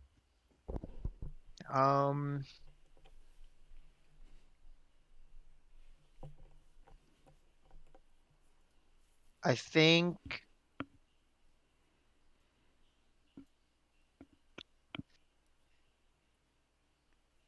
I think I would have taken. Actually, can we play this as still on the one right before me's turn? I'm gonna take a reaction and cast Hellish Rebuke on it because I'm mad at it. Okay. So if something attacks you, you can I use can Hellish take a reaction. Yeah, Okay, fair enough. Go ahead. and I attack them. All right. So that would Pass be it. creature 7, who's hurt, so this might actually kill it. Yeah, it definitely will. Unfortunately, wait. Oh, it's a save. Okay, never mind. Yep. All right. Yeah, that's how much it'll take if it fails. So Yeah. dexterity, 16. And remember, that's. Oh no, it's not an 18 yet. Oh, but. It's a 60 feet reach. Uh-huh. So does that catch up Ragu or is he off No, no, no. limit? No, it's It's not an just. AOE. It's not an AoE. Oh, It's Hellish Rebuke. So I point gotcha, at the gotcha. thing that attacked me and I Oh, okay. explode it with fire. All good, all good. 2. That's still 22 points of fire. Not Yeah. bad. Yeah, it's gonna fucking die. All right, it dies. Yeah, get out of here. Okay. It burns to a crisp. Okay, I now it's your hate turn. that guy. And that was my last warlock slot for today, so I think I should calm down with my Now, one thing big you should spell. know is that the portal is at your back, which means you can't go backwards because the Yeah, I portal's know. I closed for can't. 24 I hours. can't run anywhere. And if I, even if I move here, I shouldn't incur any opportunity attacks. That's But correct. at You're least actually better maybe. staying where you are. Yeah, I still think Yeah. I'm better up there. I'm gonna do another thunderclap. Okay, go ahead and roll. So that's a 16. 8. No damage on success. But they do not succeed. So they both take damage from the thunderclap, and they reel, and you can see them squirming, but they're still looking at you with vicious eyes. Is that the end of your turn? Yep. No, I'm gonna have Piff shoot creature 10 with the crossbow as well. Okay, Or no, the short bow. that 23 hits. Awesome. So now it needs to make its own DC 10 Constitution saving throw. Actually, that's that's not a a lie. DC 10 anymore. It's a DC 16 Yeah, it because I should have be the a- pact. Yeah. Okay, and what's the damage? The Oh, damage is 1. It takes one damage. It's essentially I'm just trying to okay, it make it. fails, so I'm going to apply the 1 damage. It did not get a 5 or lower. So it's not asleep, but it is poisoned. Okay, so that I think that means it has disadvantage on attacks. Yeah, that's So exactly what I wanted. fair enough. All right, Oreo, you can see that Galen got mad and took care of business. What are you going to do? She's a little impressed. Nice job there, Galen. Jeez. Thank you. Yeah, he made me mad. I don't like to fight very hard, but when things piss me off, I'll do it. Noted. Don't double cross you. All right, perfect. So go ahead and grab the guy in front, All or the right, you kitty hit. cat in front. Okay, 8 points. That, but crap. So I'll go ahead and just tell you he has 2 hit points. I know, but Oh, if I, man, I could get it. I can always just thunderclap it again. I Oh, think wait, no, I can't get it in time. Oh no, he goes before me. That would be annoying. wait, it does. Wait, it's creature 8. Yeah, and he's. Oh yeah, I guess I have to do it. Okay, so All there you right, he's go. dead. Now it's officially done, and then I will go over here. Yeah. And Well, you could have saved your sneak attack theoretically. I Too late couldn't. now. That's the whole. That was the whole thing. I couldn't do it. Not without incurring an opportunity attack and all that mess. So no, I couldn't. You hit. All right. And I try to get his attention too on this one. All right. You can go ahead and if you want to yell at him or really try, assuming if you think your damage isn't enough, you can do an intimidate or a performance. See if you can get its attention. Intimidate? Why? Jeez. Piss at Alright. it. Okay, Yeah. fair enough. Meow. There you go. No problem. It seems to be ignoring you. Ragu, what are you gonna do? All right, looking up there. Okay, no, I'll go ahead and take care of creature 3 first. Does that say that Charge again? gonna swoop. I'm going to take care of creature 3 first. Char is going to swoop down and flutter in creature 3's face, Okay. and then fly over to this pillar here, and I shall attack. All right, go for it. You hit 30. 13 13 points. points. My second swing. You hit again For 10 for more another 10. points. And I'm going to punch it. Go for it. You punch it, and you punch it so hard that you hear its spine break as it dies. Is that the end of your turn? Yay! No. No, I am going to, 1, 2, 3. Yep, I'm just going to run right up to this guy. I have no attacks, but I'm there in his face. Fair enough. All right, Pico. It looks like there's only one left. What are you gonna do? All right, I am going to go ahead and cast Eldritch Blast at creature 8.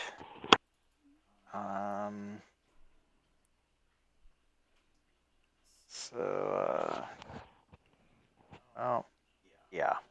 Okay, well, creature 10 is the only one on the board, so I'm assuming that's what you meant. But unfortunately, Oh, 8, because, yeah, 8's still showing for me, so. oh, that's odd. Anyway, creature 10, you do have advantage because he's flanked, so you can roll again. Otherwise, that would miss. Um, all right, well, that would have been handy to know earlier because I would have changed what I did, but all right, second one Okay, that hits. hits for 6 points.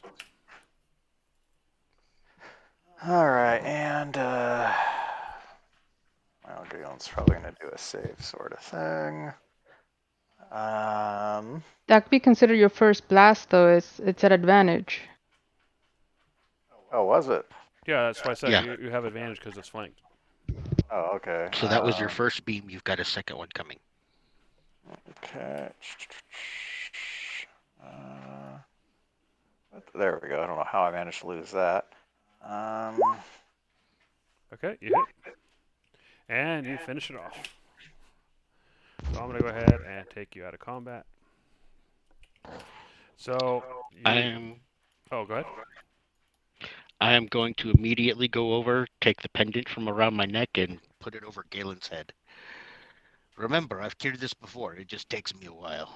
Yeah, don't worry about it. I can deal with it too. But thank you. I was gonna say, don't waste your spell if you don't have to. I won't. Yeah, Fire Lily reappears and oh, okay. For some reason, yeah, it's weird that rolling was working, but yeah, all of a sudden interacting with the map wasn't working, so that's what was going on. Oh, now I can see better. Of course, I have to open up tabs. Okay. So, okay. Fire Lily turns visible and flits down to one of the corpses and just kind of looks at it. It's like, And as you're looking, you notice that it seems to be some sort of porter or something along that lines. And you can tell that he was. What's interesting is that he wasn't killed by these creatures. It looks like he was stabbed with like a knife, but was then ravaged afterward.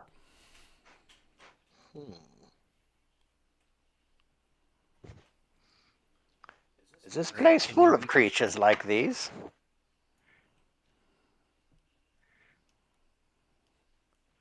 Can we go ahead and do some investigation here to see what evidence we can pull off of these dead bodies? You know, fibers, piece of cloth they're holding, the type of wound might lead us to the actual weapon used, anything like that? Yeah, sure. Go ahead and give me an investigation check or a medicine check if you want more information on how they died. I can do a medicine check if you want I me can to. help you with the medicine. All right, can you help me with the investigation there, Pico? One Sure. second. Hey, Allow me to Pico, offer my expert guidance. you Thank you. get to 6 plus your hit dice back in health. Thank you. Mm-hmm. Let's see, 6 plus my hit dice. So, All right. So looks like 15. So Ragu, 28 you investigation. yeah, you're looking around, and it looks like there were several porters, probably 3 or 4 of them, and you don't know what they're reporting exactly because it's gone.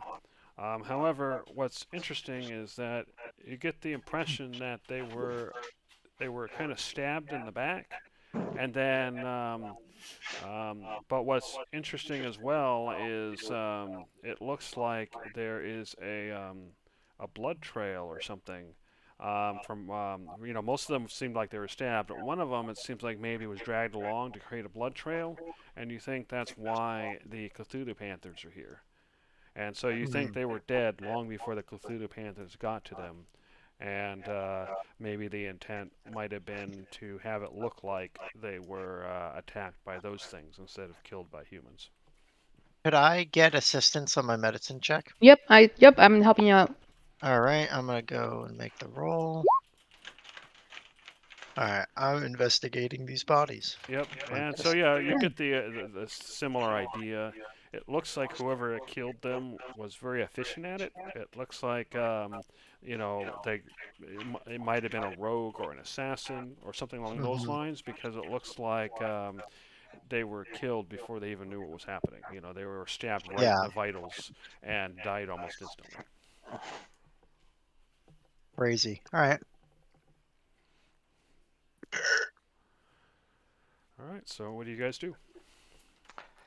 All right. If we want to, oh, go ahead. Oh yeah, can I look at my maggot arm? I healed it with a healer's kit, but what do I do to? Yeah, um, I'm gonna go ahead and take. It's gonna take an hour, but I'm gonna be able to whip up the same medicinal stuff that I used to cure Oreo when she got bit the first Luna of Expedition. Okay, cool. That would be appreciated. So go ahead and give me an alchemist check, Regu. Okay. You know what you're doing more or less, but you have to try to find ingredients that'll work in the local area, and that's where your rolls comes from.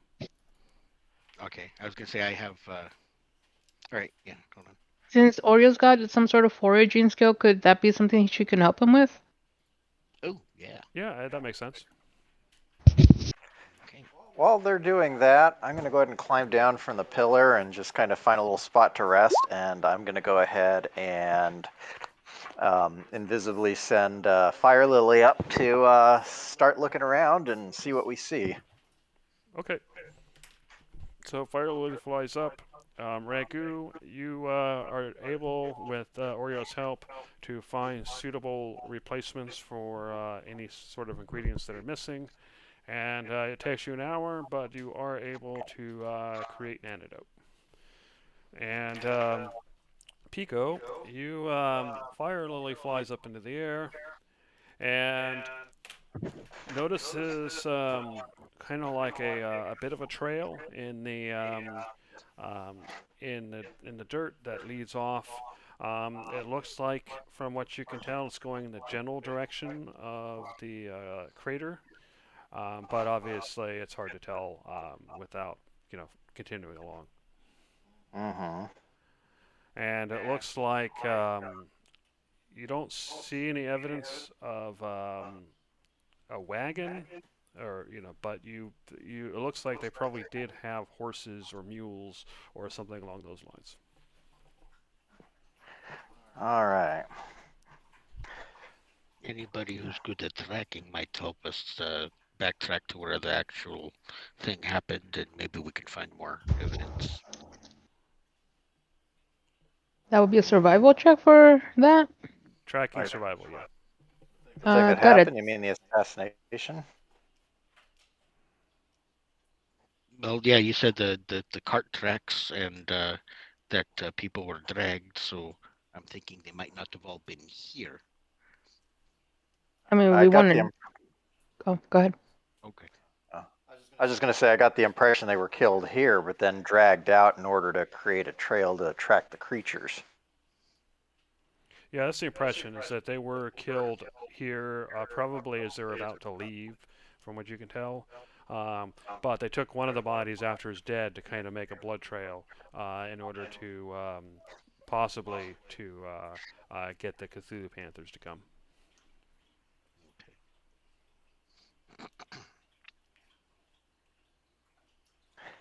All right, so it looks like they may be traveling with horses or mules, but no cart. Hopefully that shouldn't be too hard to track, although I suspect that's probably going to be harder than I want it to be.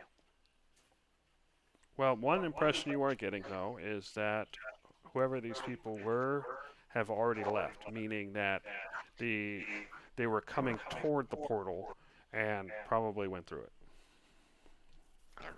Can Ah, is it can we tell how long ago that could have been? Like how old these tracks and everything happened? Maybe. Go ahead and give me a survival check. Okay. wouldn't we know that to have been yesterday based on when the people were killed Oh, or something like that? good point. And you already had a medicine check, so this probably happened roughly a week ago. Hmm. That's not good.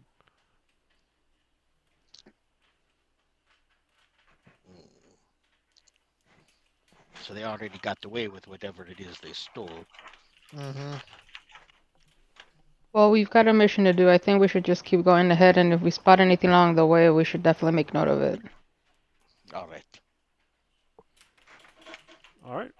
In that During my case, investigation, did I find anything like defensive wounds, or did it all happen too fast? yeah, you didn't really Maybe. find anything on the bodies. Like I was saying, whatever they were carrying, they took. You figured out kind of what probably happened here, but they didn't really leave much in the way of additional clues. All right, I'll go ahead and take you back to the map. A map Well, that you guys haven't seen in a while. So where the cart is where you are currently, and like before, you can move 2 hexes in a day. You should move 1 hex at a time. Um, you get the idea. So, what are you gonna do?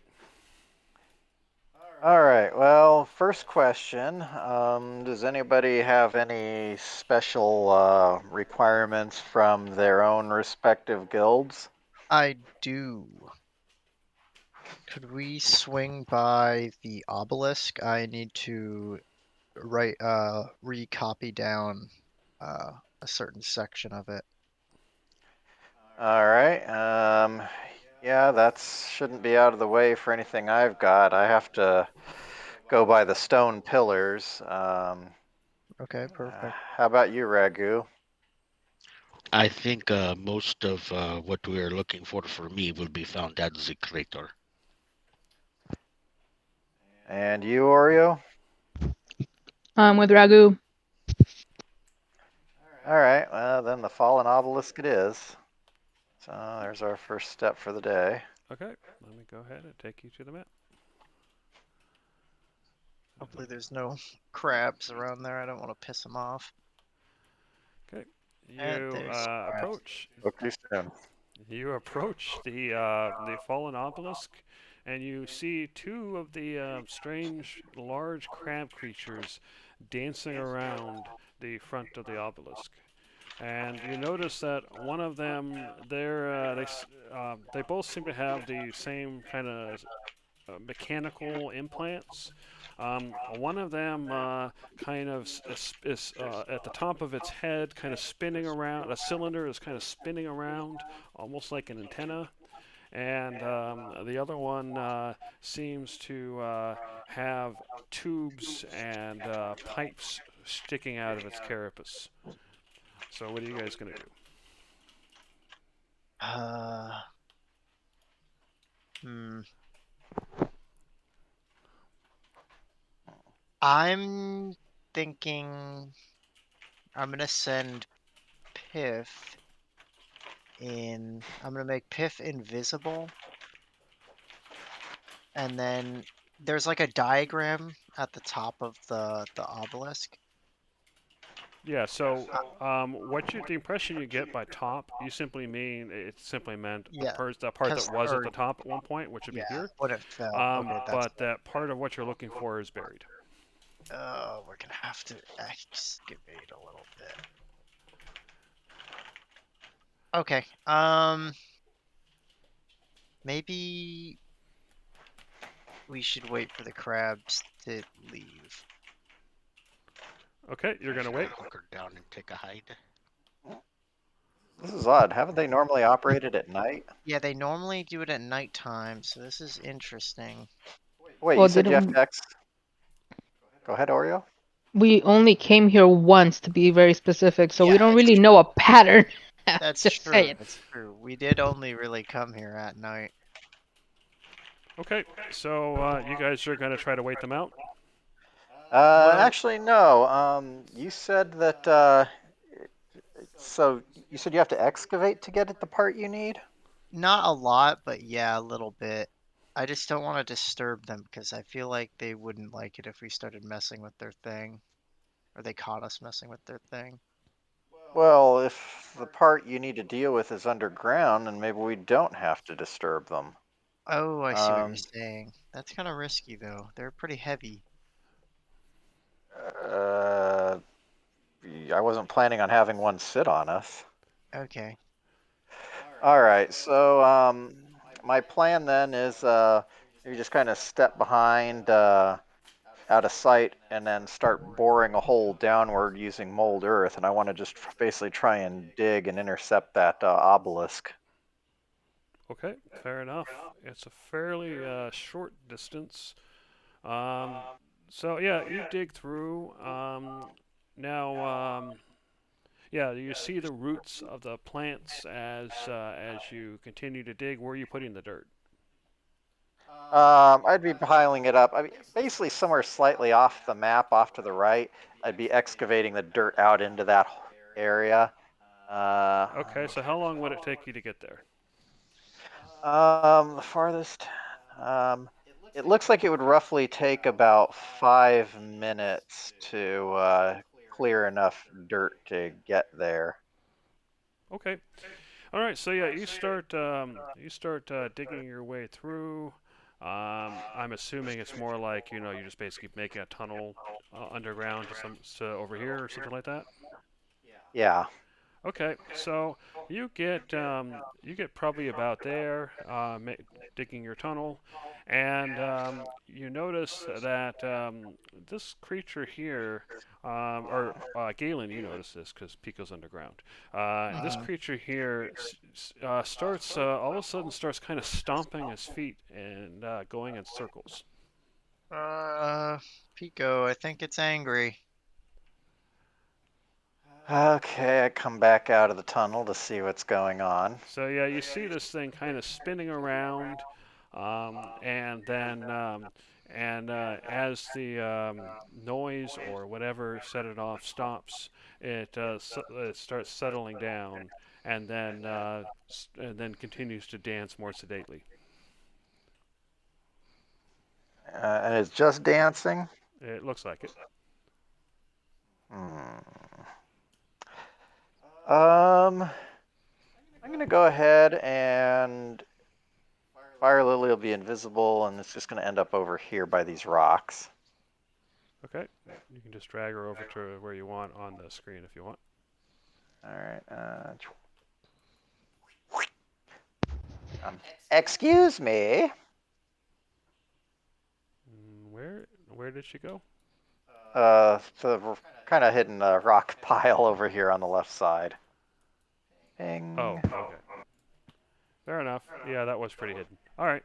Mhm. So Fire Lily's over there. They don't seem to notice Fire Lily. Is there room for one more? Yelling louder. Oh, and then suddenly they both stop, and you see their antennae go straight up in the air, and they kind of spin around toward the noise, and they move surprisingly fast over there.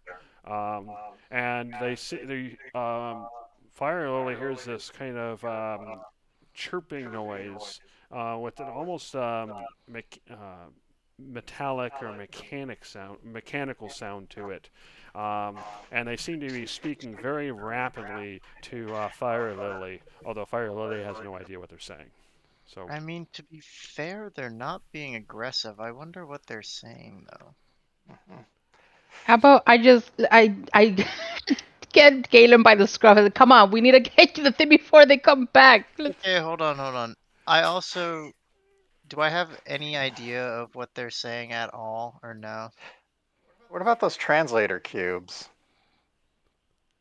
Yeah, so no, you don't have any idea. This seems to be different than the other language you were studying. okay. So, what are you doing at the translator cube?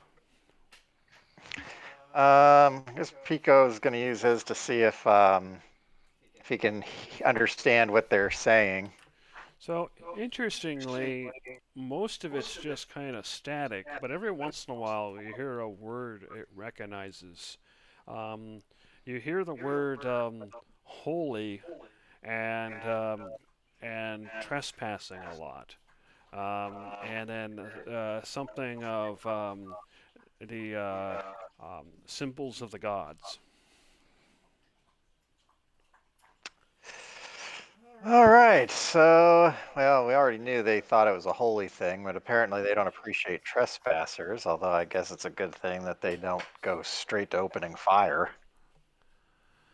All right, so Yeah. while they're busy trying to talk to Fire Lily, and they seem to recognize Fire Lily as a sentient creature, despite it looking like a bird, and seem to be trying to talk to it. So what are you guys doing? Let's go get it. Yeah, I'll be flanking Galen wherever he's at, just to give him extra protection. Whatever he needs to do, I'll just be right by him, guarding. All right, so what are you doing, Galen? So did they connect, Pico, did the tunnel connect to the bottom? He got It's about only about halfway. halfway. Yeah. Fuck. So maybe, uh, I don't want to just run out and start digging. They're definitely gonna notice me doing that. Yeah. Perhaps That- they might be less angry and more grateful if you show them that there is more writing of the gods but underneath the dirt. They seem pretty Maybe. smart. I I feel like they don't care about that. They, but we can try.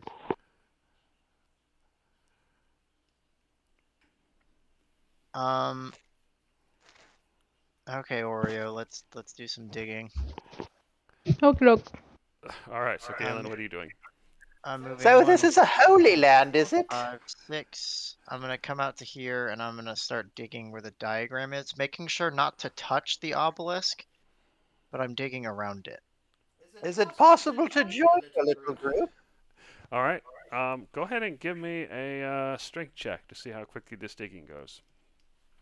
If Oh I'm yeah. there, I mean, I'm supposed to be there guarding him, but can I help him at all with it? If you want to Just, dig too, you can make a roll, but obviously then you're digging as well. yeah, no, I'm gonna keyboard. I don't wish to trespass. I believe there's some sort of baptism, initiation, perhaps. Maybe we I can need to roll with negotiate. advantage. Surely you want more in your flock. So, Galen, you surprise yourself as you dig, and you manage to find basically a place where the dirt is a bit on the loose side, and you get this whole clump of dirt, just kind of toss it to the side, and you see the diagram in complete. But as you're doing that, you notice that the one of the crab creatures starts starts moving his legs rapidly, and looks like he's getting ready to turn. So what do you do? Can I go ahead and using camouflage as a skill, try and use a way to cover us up very quickly with like making us look like we're just another piece of rock or something right against the wall?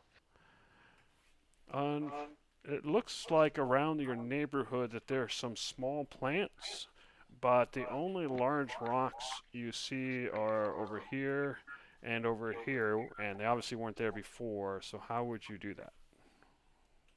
I mean, the only thing that she's instinctively trying to do is just essentially pile us with the same color of the dirt and just make us look like mounds. So not necessarily Can I rocks, but make a just mounds. Okay, go ahead and give me a roll. It's going to be a high DC. can I make a reaction as well, seeing this going on? What What's am I your? rolling though? It would be your camouflage. Camouflage. Okay. What's your reaction, Ragu? My reaction is to jump down here 10 feet and cast a cantrip. Okay, what's your cantrip? Minor illusion. Okay, and what's your illusion? To make it just look like dirt and bushes here. Just a 5 foot square dirt and bushes where Oreo and Galen are crouching down to try and, line of sight, Okay, well, what I will say then is that between Oreo's camouflage, which by itself wasn't high enough, and your minor illusion, it will probably fool them for a few seconds. So, Galen, what are you doing? I'm just gonna.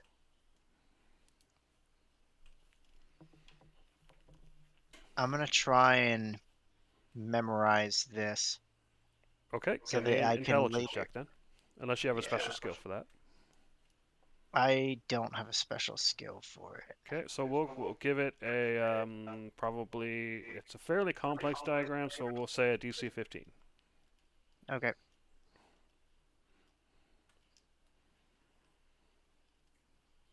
No. Uh, It's as soon as you kind of memorize part of it, the another part just kind of fades from your mind. You're like you can't capture the whole thing at once. All right, Pico, you notice that the creatures seem to be fooled very temporarily, and Galen, you can just tell by his mannerism that he is struggling, and it is likely within a few seconds that the creatures will realize they're there. So, are you doing anything? yeah, first, Fire Lily is going to go ahead and continue with her distractions. I kind of hop around a little bit to get a little more attention. And might I compliment you on your outstanding body piercing? Meanwhile, I'm going to go ahead and step over to Piff and, you know, you might be better in that hole than Galen is. Why don't you guys swap places so that he can actually see what you're Yeah. looking at? Yeah. Now that I've got it carved out, I can just send Piff over invisible to see it, and then I can copy it down in my own speed. I just wanted to see if I could memorize it really All quickly. right. So does that mean that you and Oreo are going to retreat? Um. Yeah, you could do that. Yeah, we can get out of there. Okay. So I'm assuming you're going to try to do it stealthily and not get them not notice you retreating. So go ahead and give me a group stealth check between the two of you. Um. I think another thing I'm going to do is I'm going to go ahead and zip around over to where Fire Lily is. I'm kind of going to go south, kind of around behind. Dude. Should be Sorry. end up over here, and I'll walk up to Fire Lily. So what winds Pick up you. happening is you're starting to retreat, Oreo, and you notice that Galen trips, and he's about to fall on his face. And because of your 33, you kind of swoop in and catch him, and then basically silently run by basically dragging or holding Galen. And by the time Ah, you get to gosh. the other side, you basically throw him on the ground, exhausted from carrying Galen like that. Not bad. Aiden, we need to have a talk later about your stealth skills, my dude, because holy hell. I was gonna just Misty Step, but I wanted to try running. I don't run very much. All right, Pico, you notice that. So I'm assuming you're having Piff go there, right? Yeah, I'm just gonna Okay. make Piff go invisible and then sit Yeah, in next that to case, it. you don't have a problem because you can see through his eyes, and you can take the time you need, and then it's not under stress, so it's a lot easier to do. I would also like to do another like religious study after I'm done copying it down, because now I have the special eyes that can read languages better. I'm gonna see if that helps me in deciphering any more Okay, of well, we'll it. get to that once Piff's done, because I was Yep, going to check to see what Pico is doing since he moved over there. for sure. So what are you doing, Pico? So basically, I'm just gonna laugh. Oh, Fire Lily, there you are! And I'm just gonna kind of, put my hands up, just the kind of no harm. Just gonna, kind of dramatically pantomime, reach out for Fire Lily, grab her, and just kind of start stepping away. As you do so, they seem to kind of rotate to keep their eyes on you as you move, and so yeah, as you move away, they just kind of keep watching on you. Uh, Yeah. but it seems like it doesn't matter that much to them that you're up there rather than down where they are. All right. So So yeah, I'll walk over. I'll go ahead and have Fire Lily get up onto my arm, and I'll just go ahead and start, stepping away slowly, and I'll just go ahead and kind of wave as I do. Fair enough. All right, so you start making your way back. Um, Galen, you get your diagram. Yeah, so you have a pretty good idea of what that looks like. Are you gonna write it down somewhere, or are you gonna try to keep it in your head? no, I'm gonna write it down. So assuming you have paper and ink and all that. Let me check. I actually don't If though. not, I have some plenty. Yeah, I don't. I'm sorry. Okay, I was so That also case, just yeah, once I have it in my head, I can just do like minor illusions of it to remind myself. I But have yeah, I have plenty of paper and ink. It might be better in case you forget okay, the detail when. perfect. Yeah, Yeah, thank you. okay, fair enough. So yeah, you're able to draw it fairly easily because you can always reference Piff's vision. Mhm. So it takes you a couple minutes, but you get it down. And as you're doing that, you notice that the creatures kind of move back to where they were and continue their dance. All right. So Pico, you managed to make your way back, assuming that's what you're trying to do. Yeah, I loop all the way around out of sight, and much more slowly this time. Fair enough. And Galen, you've written down the diagram. Like I said, takes you a good like 5 minutes. It's fairly complex. So now that Okay. you're done with that, what do you guys do next? Can I take a moment more of our time to just study this a little bit more before we head out? Sure. Yeah, no, absolutely. Okay, Yeah, cool. plus make sure you've got it documented well enough. Yeah, I have it documented pretty well. I also essentially what I'm going to be doing is I understand that even with these eyes, I'm not gonna be able to know what this obelisk is saying. But essentially what I'm looking for is if I can kind of perhaps I can help interpret. in some way. Well, Perhaps I hold can be on, helping in Ragu. some Let him way. finish what he's saying first, and then you can jump in. Go ahead. I just wanted to use the benefit to help me better interpret it so that maybe I can find another thing that would be really important to copy down as well that might help the church even a little bit more. Okay. Now, Ragu, what were you gonna say? Perhaps I can be helping you with this, even if I don't necessarily know the parameters. Logical deduction might be able to help us translate it. Sure, I mean, I don't think we're going to be anywhere close to translating it, but that sounds good. All right. So in that case, you can get advantage because Ragu can indeed help you. So the question is, are you looking at this from a religious angle, in which case it'd be a religion check? Historic angle is kind of like figuring out what historical significance this has. That would be Mhm. history, or just more of overall, kind of a overall direction where it's more of an intelligence check. I'm definitely doing this from a religious angle. Okay, so go ahead and roll religion. You have advantage. Is this a religion check or would it fall under ceremony? No, this is religion because Okay, you're looking at the contents of this obelisk, not the deal. ceremonies they're performing. Yeah, that's true. I might look at that next, but let's start with this. Okay, Hey, pretty good. Not bad. so as you're looking, the impression you get is that there are two different languages, and the next impression you get is that it has these two languages have very little, if any, in common with whatever the crabs are speaking. Um, and you also get the impression that this obelisk is not actually religious in nature. Whatever its original purpose was not religious.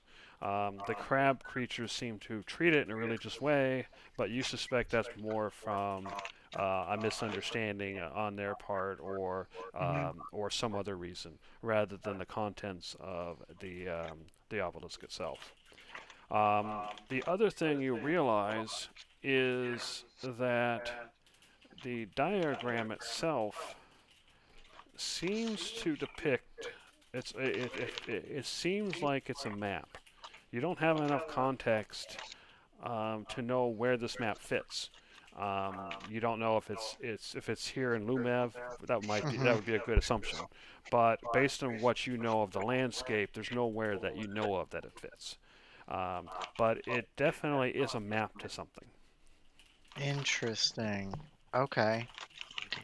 I've taken I down all have been these helping you with notes. a religious aspect of this obelisk.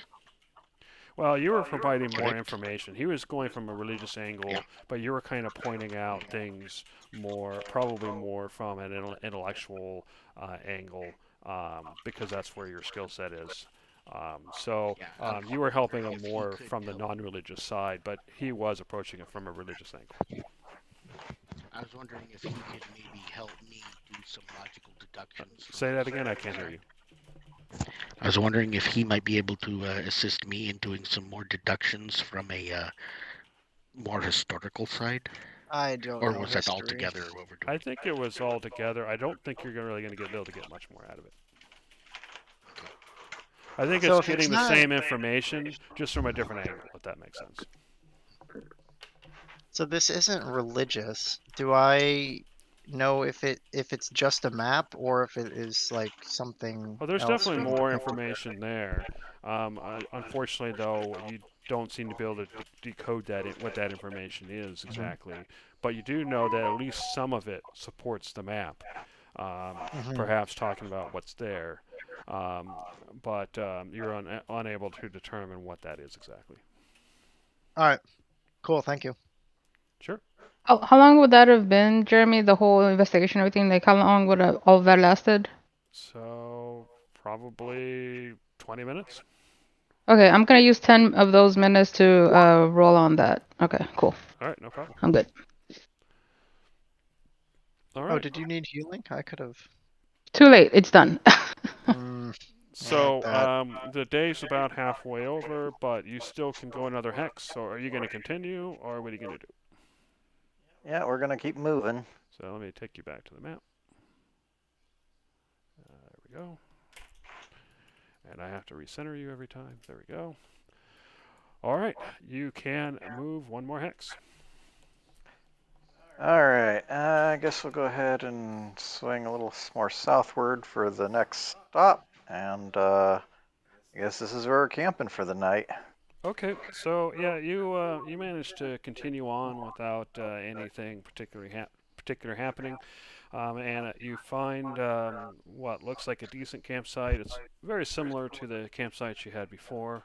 In fact, I can probably just take you over to that map. There it is. So yeah, basically this kind of area again. All right, so you go to set up camp. Do you do anything before you take your rest? I probably should look at swapping a spell in potentially.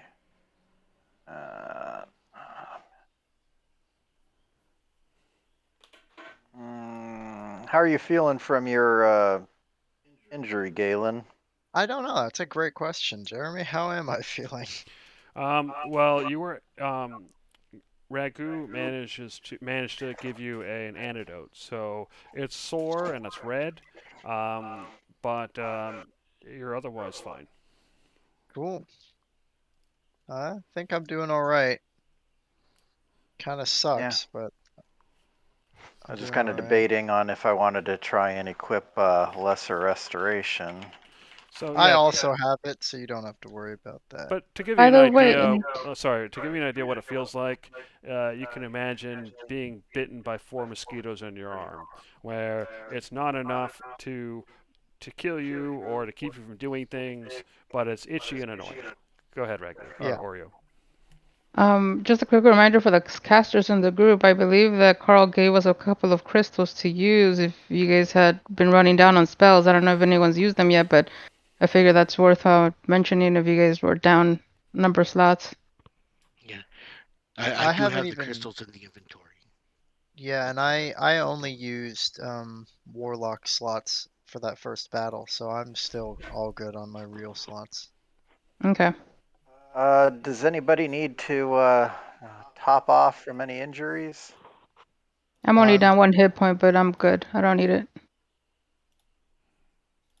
How about you, Galen? I healed myself, don't worry about it. All right, I guess I'll go ahead and deal with myself then. I am going to cast Goodberry. Let's see, what do I end up with? Oh, that works. So let's see, 4 points. And I'm down 6. Okay, so if I eat 2, that'll max me out. Do you want one, Oreo? That's fine. I'm good. All right. That leaves 8 left. I'll save those. I guess I'm going to go ahead and burn a hit die to recover a spell slot. What will I bring back? That one will do. All right. Yeah, I think other than that, I guess I'm going to go ahead and at some point I'll go ahead and pull Fire Lily off to the side a bit and go ahead and gonna have a conversation and write some stuff down in one of the notebooks I bought. So, okay, so you do all that. Before I forget, this you know you basically haven't done this kind of thing in a while, and going through these hills is as hard as ever. So I'm gonna have everybody make a DC 10 Constitution save. I'm doing it at advantage again because of my tokens. Okay. Theoretically, I shouldn't need advantage because I'm good at this. Oh my god, You barely. made it. I've been rolling so bad. I have a +6. That's the crazy thing. All right. So Pico, you gain a level of exhaustion. Everybody else, you seem to be weathering it all right. I seem to recall we were actually traveling at night and sleeping during the day to avoid this, but we only have Yeah, one I more mean, day the till we heat's get only to part the of it, though. crater, You right? guys traveled at night when you're going through the desert, because that's even hotter. But I think even actually traveling at night through these hills would probably be worse because it'd be harder to see where you're going. Um, Okay. and so, yeah, that might actually make it worse. Okay. All right, I'll go ahead and take you back to the map. You guys wake up the next day. Pico, you're not feeling good as you wake up. You're basically feeling all sore. It was a hard trek, but you're not hurt, and otherwise you're okay. So what do you guys do? You can move 1 hex at a time. So where are you going next? I guess we're going to the stone pillars. Okay. Yeah. Could I forage on the way just to see if I can encounter any berries or anything that she might have recognized from her last trips? Yeah, sure. Go ahead and give me And a roll. Oh as yeah, she's you doing have. that, Oh, hold on. So yeah, you managed to find a whole, basically a whole bush full of berries. So Yeah. it's basically you can forage about 3 days worth of food for a single person. So I come back to the wagon and you guys see me with a big duffel, like a big bag, like, we got food, guys. I got you guys. All right, Ragu, what were you saying? nice.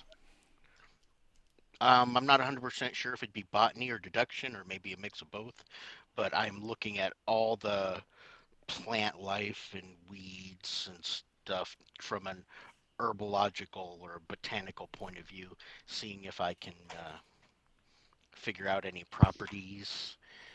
Maybe oh, like a caffeine or an acetaminophen or I realize those are not the right words to use, but that the type of thing I'm looking for is, helpful properties of anything that might be here. Sure. And if I see any more of that one specific weed that I use to cure the Cthulhu Panther bite, I'm definitely going to grab some more of that. All right. Yeah. Go ahead and give me an herbalism check or whatever it is, or botany. I think is the skill. Okay, so unfortunately, outside of a few edible berries, you do find some more of the various plants you use for your antidote. So you have enough plants to make 3 more doses, or you find enough plants to make 3 more doses along the way. Um, but unfortunately, it's hard to find a large variety of other things because the plant life here is fairly sparse, and it's a lot of the same things. So there isn't a lot of diversity here. You do remember seeing a lot more diversity in other regions, such as near the rivers and stuff. Okay. All right, you guys arrive at the pillars. Do we want to go a little exploring, maybe? Did I do we remember we already left some eat stuff here. and drink? Did we have to spend that? I forgot to mark Yeah, it. so each day mark off one food, one water. I'm just Um, gonna do so that you right guys Although, now. camped last although night. if you decide to get the berries, you don't have to pull from the rations. Oh, perfect. Okay, I'll do that. Yummy berries. Where do you find them? Everywhere? Everywhere. Just Fair enough. That's a lot of berries. And she's just munching on her set. You still have to mark off water though. Yeah, Yep. I did. All right. so it's 2 days of food and water. No, no, it's just the one night so far. Okay. So it's just one day so far. All right. And then the berries. Actually, let me Okay. move time forwards before I forget, because it's 26 now. All right, so you arrive at the stone pillars. So what do you do? It's the same as you remember it. You can see the 4 stone pillars. You can see the metal iris is shut tight. Unfortunately, you don't see any animals around. Do we need to open this for you guys? Yeah, I think we had to cast spells at the pillars. Yep. If we Yeah. do a short rest, I can use one of my warlock You guys just ones finished to a short rest. Oh, well then I have my slots back. That's right. All Yeah. right, then yeah, I can do a if you want, I can do a level 2 spell if that would be enough time for what you need. How long do you need to be in there?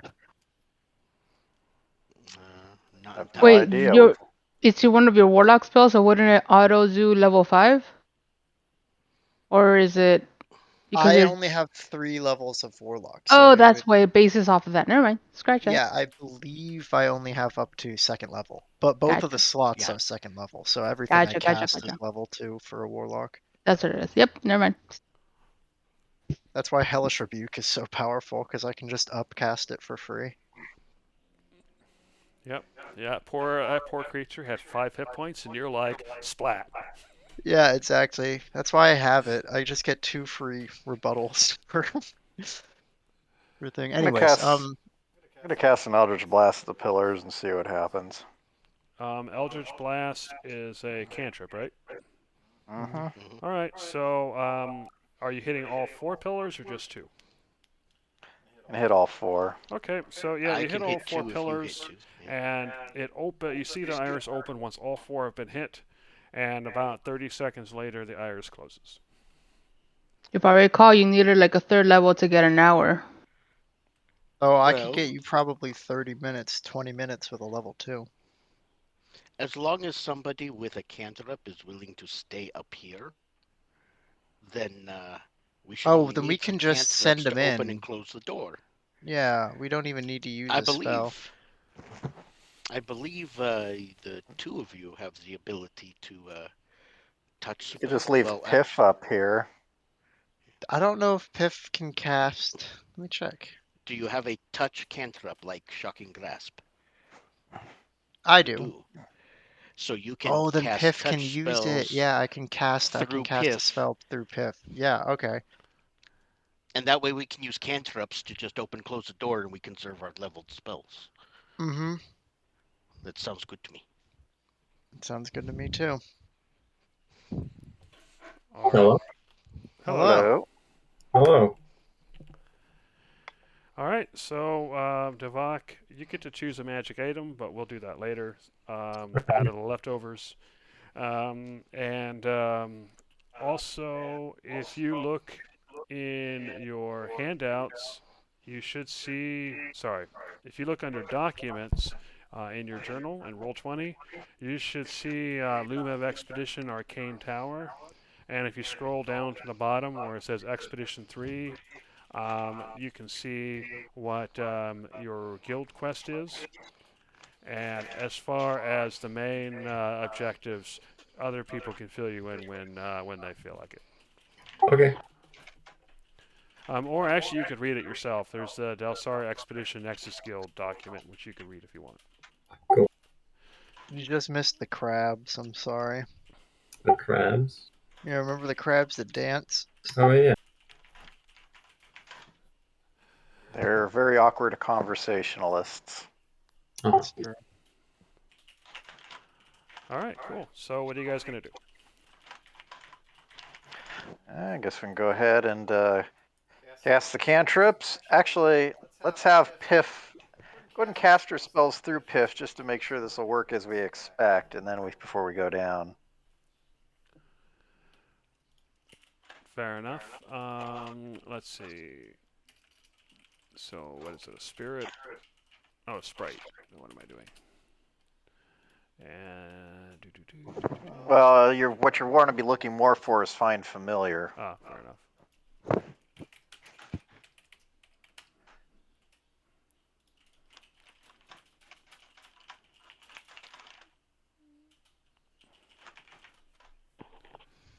And all familiars can cast touch cantrips or touch spells for their. Finally, when you use a cast a spell with a range of touch, your familiar can deliver the spell as if you had cast the spell.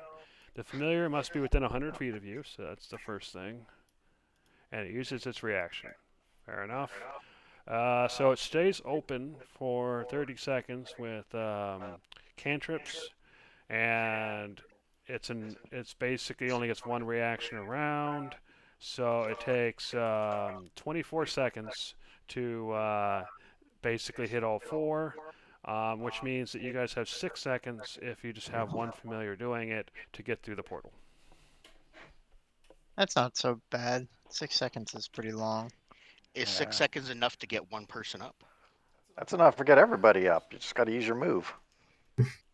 Okay. Yeah, everybody'd have to be, stacked by the ladder, and then they would have to move quick, but it should be doable. All right, well, everybody, if everybody's going down, then go ahead and stack up, and I'll move everybody. So kind of everybody stack up on top of Devok. Never mind, I'll just do it. Okay. You might have to move me for a few seconds. My screen is locked. I'm refreshing Roll20. Sorry, you said I'll keep going. your machine locked up or something? Yeah. My Roll20 is froze. I'm resetting it or refreshing it or trying it. But you can move me. I can still theater the mind's eye. Okay. Well, if you come back and you have control again, just move down because it's on the interior is on the bottom half of the map. Okay. All right, so you climb down the ladder and you find yourself on. You recognize this place because you've been here before, but you retreated because you didn't want to destroy the automata. And you see it's in about the same shape as it was. You don't see any evidence that anybody else was here. And you can see that the doors all have handprints that are glowing dimly, and you can see the vines and plant life growing down here as you did before. So what do you do? Last I recall, there were two of the soulless guard droids down here in a couple of rooms. Let me have a Shall quick we? look. Just keep an eye on me. I'm going to go ahead and lean up into a corner here and go catatonic. And I'm going to start. I'm going to turn Fire Lily into a spider and get up invisibly on the ceiling and start working my way down. So the main door seems to be open, but the other doors at the moment, oh, actually, apparently these doors are open as well. So yeah, so these doors, yeah, never mind. They do appear to be open already. So yeah, you're climbing around. The doors seem to be open, and from what you remember, you guys opened them, and they never closed. That's kind of cool. Okay, so as Fire Lily gets to this point, I'm going to announce to the group that the initial hallways to the left and right are clear. Beyond the first set of doors, bringing Fire Lily down to here. Okay. That's So at this, oh, owl sight on. That's odd. Why can't you see? oh, I can. Oh, you can. Okay. Yeah. So at this point, I let everybody know that there's an automata uh, basically to our right, the room to the left. Basically, this door here, there's a automata beyond it. So I'm gonna get Farley to get just a little closer. Oops. Okay, looks like it's just the one. Do I see anything interesting other than scraps and stuff like that? Hold on 1 second. Let's see if this works. Yeah, I'm trying to get this site to work with the observer. Sorry. Ah,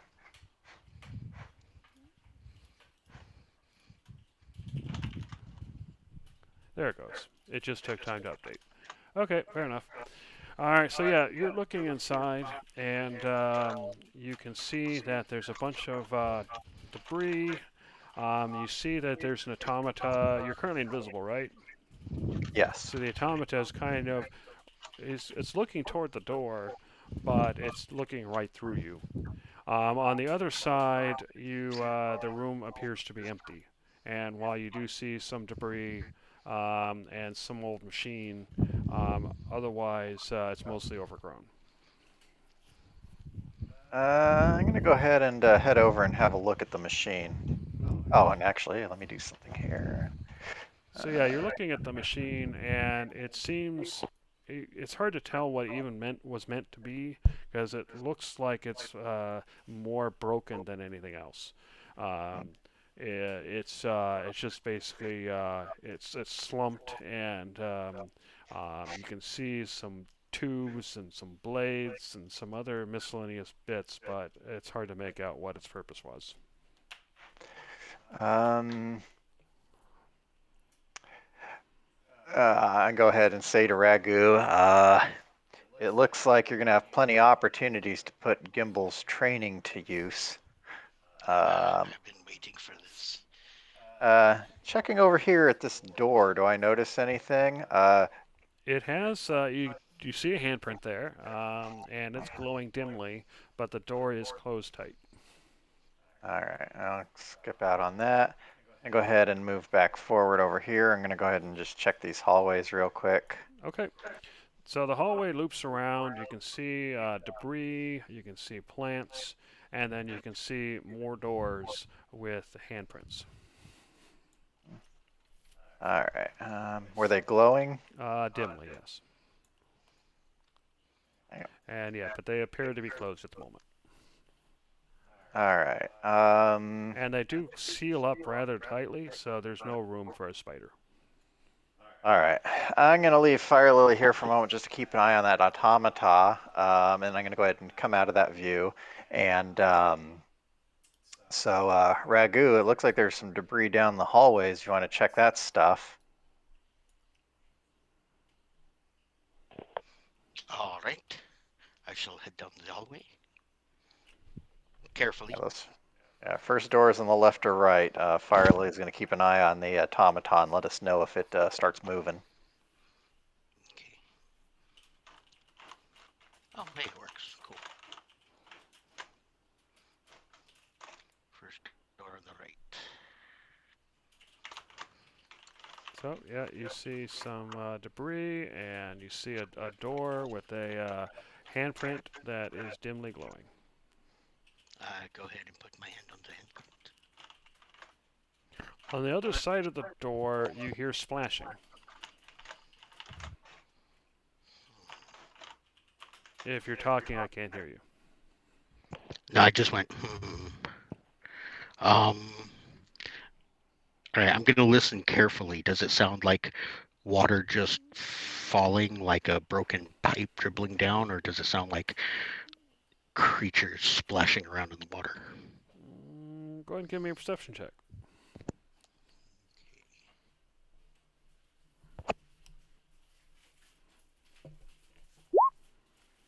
You're pretty sure it's creatures splashing in water. Woo! Creatures.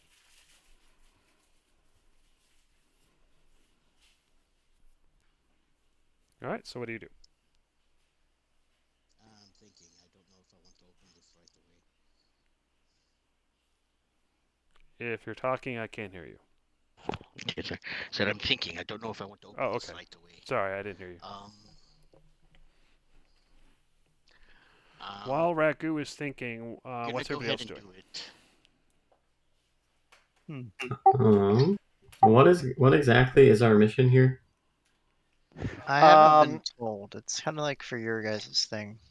Okay, for the arcane For me, tower, we're supposed to be checking this place and try to figure out what the purpose is for this facility. for my, sorry. It's believed there may be a shadow kind entombed in some sort of magical sleep that perhaps can once again be woken.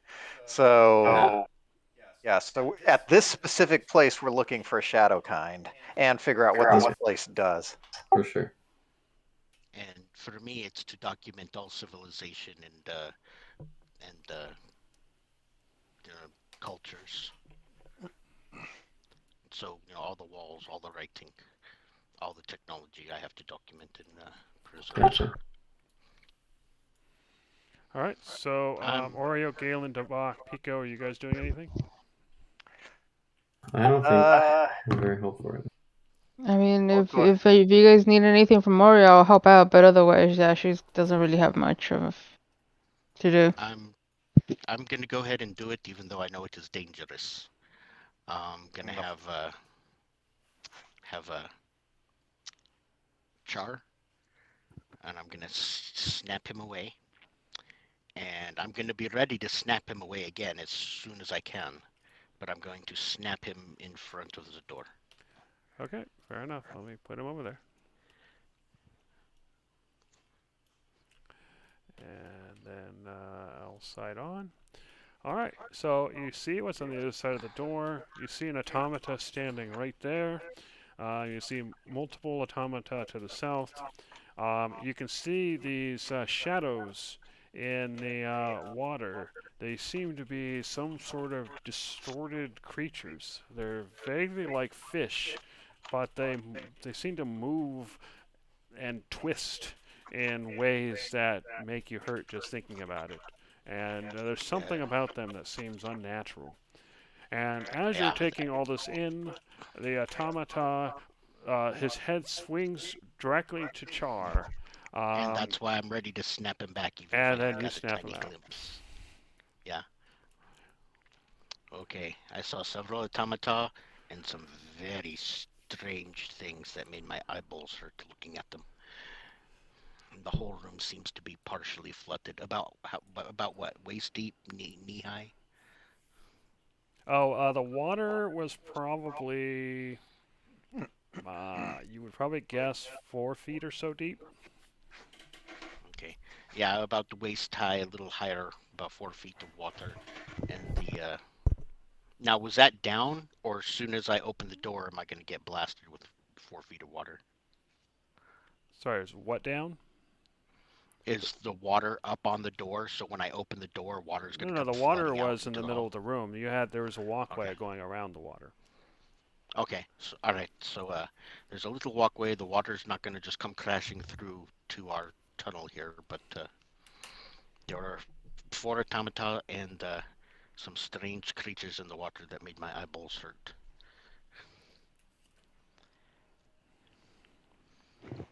Perhaps this will be a tactical entry room uh, for later, once we finish exploring the non-aggressive portions of the facility.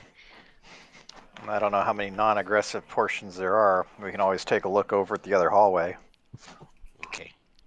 And let's let everybody know what you found here first. All right. All right. Go ahead and having more problems. Yeah. There we go. Okay. So yeah, you guys are moving through, and nothing seems to be reacting to your movement so far, Okay. I other go than back the and I tell automata everybody. against Char, but that was temporary. Yeah. I go back and I tell everybody else what I saw. So that one room is a very dangerous room. We'll probably have to enter it in a more tactical fashion. But we're gonna keep exploring first, real quick here. Okay. And in all this trash, can I start going to the piles of rubbish to see if there's anything helpful or interesting? Okay. Do you want to take the time to go through them, or are you gonna save that for later? Uh, if you guys want to come in and help, that would be great. But I can do it later if you guys want. Look at the debris. Yeah. Well, let's see what you can find. Let's see what. Let's see if you're a bad student. Okay, so if you want to use your scavenging skill, if you open it up, you can see that you can spend between 5 minutes and an hour searching. Basically, if you use the skill, you're basically searching in your area, so you'd basically be looking through both of these at the same time, for the same role. And it tells you what your bonuses are based on how long you're going to spend. Um, so are you, like I said, it sets at least 5 minutes. So is that something you're going to do now, or are you going to continue exploring first? I think we should explore first if it's that kind of time Yeah. frame. Yeah, we'll explore first because it'll be like an hour per hallway or hour per pile of rubbish. Okay, so what do you do then? We'll keep going down here. I'm gonna listen at this door very quietly. Maybe Pico, you've got the better ears. Okay, you don't hear anything actually. Okay, it's all quiet. We go ahead and Okay. Yep. You open it up, and you see another pool of liquid. And if you look inside, you can see bones kind of at the bottom. You can see it's overgrown with ivory. You can see there's some sort of old broken down machine. You can see a tube with this greenish liquid. You can see a large door with a handprint dimly lit. So what do you do? Galen, Oreo, it's safe to go down the hallway I'm standing in. Cool. Okay. Um, All do I right. see anything moving in the water or just the skeletons? Just bones. All right. Well, guys, if you go ahead and give me a few minutes, let me look here, and I go over to this machinery. Okay. Yeah, you see what looks to be a broken down machine. It's hard to make out what its original purpose was, but whatever it was, it no longer works. Okay. Does deduction help with scavenging? They seem to go hand in hand, or Not really. would that be a Scavenging is separate kind of thing? its own skill. Um, yeah. So if you want to make a scavenging check, go ahead. But first, you got to tell me how long you're going to spend. Oh, I can spend an hour on this if you guys don't What? mind. Test. That's up for you guys to decide. Sorry. So are you spending an hour? I don't mind. You do what you need to do, man. Get the job Yep. done for what Alright. you need to do. Yep. Okay. So if you're spending an hour, then it's a scavenging skill, but you have a +3. Okay. Normal. 16. Alrighty. And I would say the DC there was 15, so despite you rolling a 1, that is just barely enough. Mostly because you spent the hour. If you had spent 30 minutes, Yeah. it would not have been enough. Yeah. Alright, so let's see what you find. Alrighty. Yeah, so we will do something in there. R 100.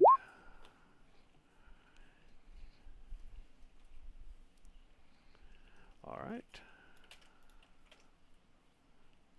All right. So as you're digging around the machine, you pull out. You manage to detach this 15-foot tall metal tripod-looking thing. It looks like it has some sort of crystal protrusion, but without identifying it, it's hard to tell more. So if you want to identify it, it's another scavenger skill, and it will take you, what does it say? It'll take you a few minutes to identify it. So you can go ahead and make your roll and see what happens. Okay. Perhaps some expert guidance on this? Sure. Okay. And this one doesn't have the time bonuses, so I can just do That's it. right. It's just flat. So. Okay. Okay, so that gives you above a 25, so that means that you know how to activate it, and you figured out all the likely effects. So, more specifically, it's a 15-foot tall, collapsible metal tripod that has a large directional crystal dish-like projection at the top. It takes 2 actions to assemble and set up the device, and then it requires another action to activate. When it's activated, it produces some sort of invisible signal that fills a 2-mile sphere radius centered on your tripod. As long as the tripod has direct line of sight. So within the affected area, um, certain types of devices um, gain advantage to all checks, all basically Lumev style devices, and that includes automata. Um, and so they basically gain advantage on all checks, attacks, defenses for 1 hour. Um, and and yeah, so that's so yeah. So basically, it sets up an area where any sort of uh, Lumev device that has direct line of sight to your tripod once you get it going has advantage on its various actions, attacks, and whatnot. Unfortunately, you have no control over what things these are. It's just whether it has line of sight or not. So that could potentially include enemy automata. This has potential, but I'm not using it here. I'm definitely going to take it with me. Does it collapse up smaller, or is it straight 15 foot? Yeah, it's collapsible, and so it basically collapsed to a third of its size. So it's collapsed down to 5 feet, which is how you find it in the object. Okay. Cool, cool. Okay, collapse to So 5 I'll feet. go ahead and start putting this in there. And like the thing your note says, anytime you use it, you roll a d6, and that will determine if it continues to work after that. Okay.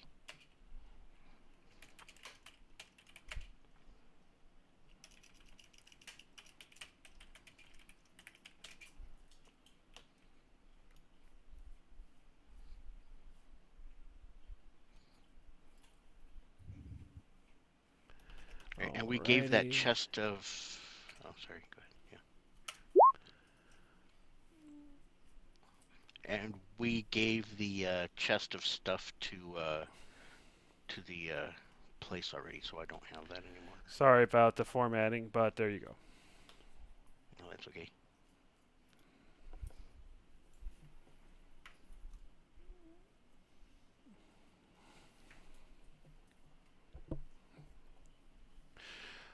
Alrighty, so that was an hour and 10 minutes, or 5 minutes. Sorry. So what were the rest of you doing during that hour? I don't know how to help here.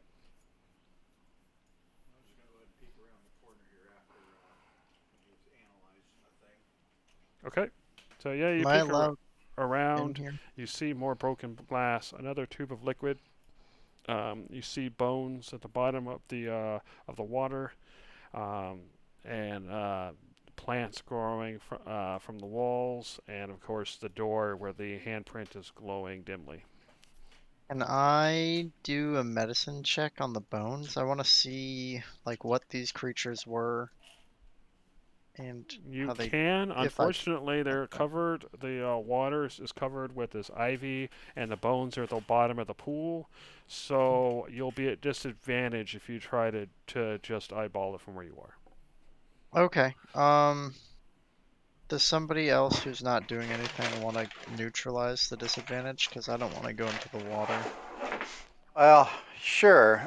You were trying to look at what, the bones? Yeah. I'm gonna use Mage Hand to bring them up out of the water. Oh, smart. Okay, fair enough. You bring out the bones, and they look like they're more or less complete skeletons. In fact, some of the tendons are still in place. And Weird. So go ahead and give me your medicine check. No disadvantage.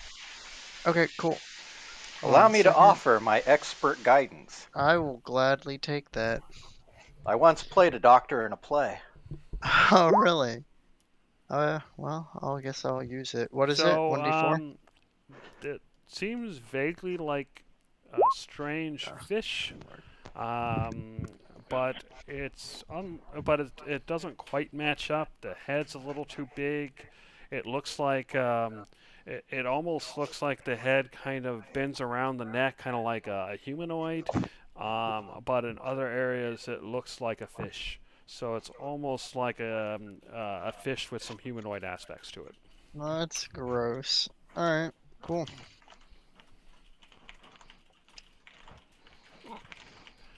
All right. Well, I guess then the hour passes. Ragu, you're finished.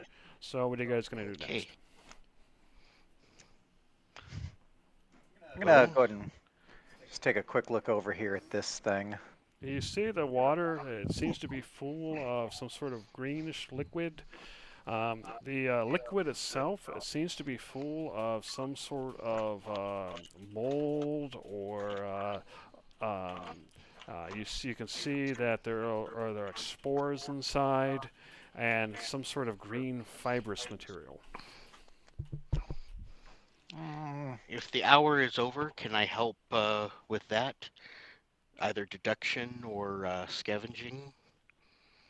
Because if I know what the container is, it could tell me what's inside, and logical It deduction might be able to determine what's inside without it.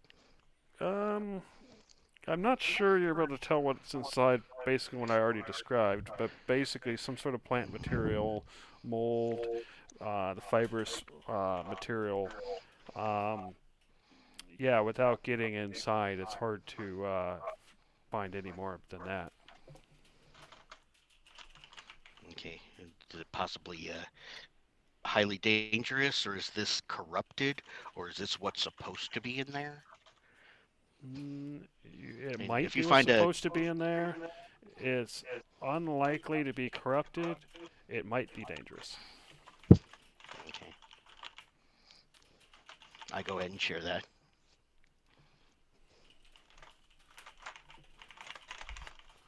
However, inside the glass, it doesn't seem to be dangerous as it is now. So it would only become dangerous if you break it out. Okay. All right. I'm gonna go over to this door. Do I hear anything? You hear a subtle hum. There's a Just out of hum over. curiosity. Oh, go ahead. There's a hum over here. Hmm. I was gonna say, just out of curiosity, with this strange container holding this green liquid that is most likely dangerous, but only when exposed to the air. Is there some sort of valve or filler fixture where I can cautiously and safely drain some out directly into a bottle or vial of some sort and quickly cap it? Go ahead and give me a artificer check, probably. Okay.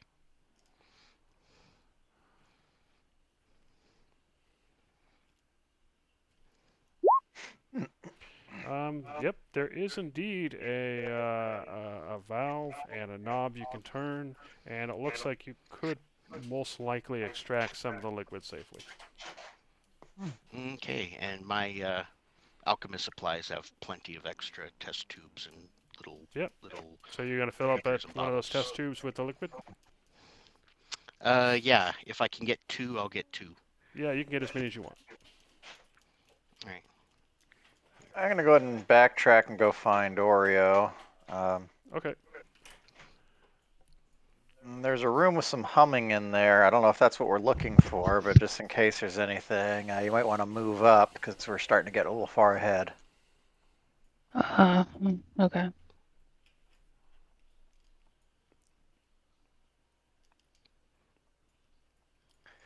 So do we want to try this door? Sure. Ragu, do you want to do the honors? Sure, sure. Okay. You press it. It opens, and inside you see a massive glowing crystal. You see next to it a broken and dark crystal, and the humming seems to be coming from the crystal. And you see various piles of debris. You see a door to the east with a dimly lit handprint, and a door to the south, and a door to the north. Do I recognize this as the crystals that suck magical energy? Yes, these Okay. are the power crystals that you've run into before. Yep. Um, be careful with your spells around those things. We remember from last time. Do these Do ones we look want to? damaged? Yes, they're definitely Yeah. cracked and broken. Are these doors openable? They are. The handprints are dimly glowing. Okay. I would recommend not opening this one because I suspect that's the room where Ragu is exploring with Char. We probably want to look at the south door. Is that one not? The power crystal near that one is kind of busted. Is it all right? It's still glowing dimly.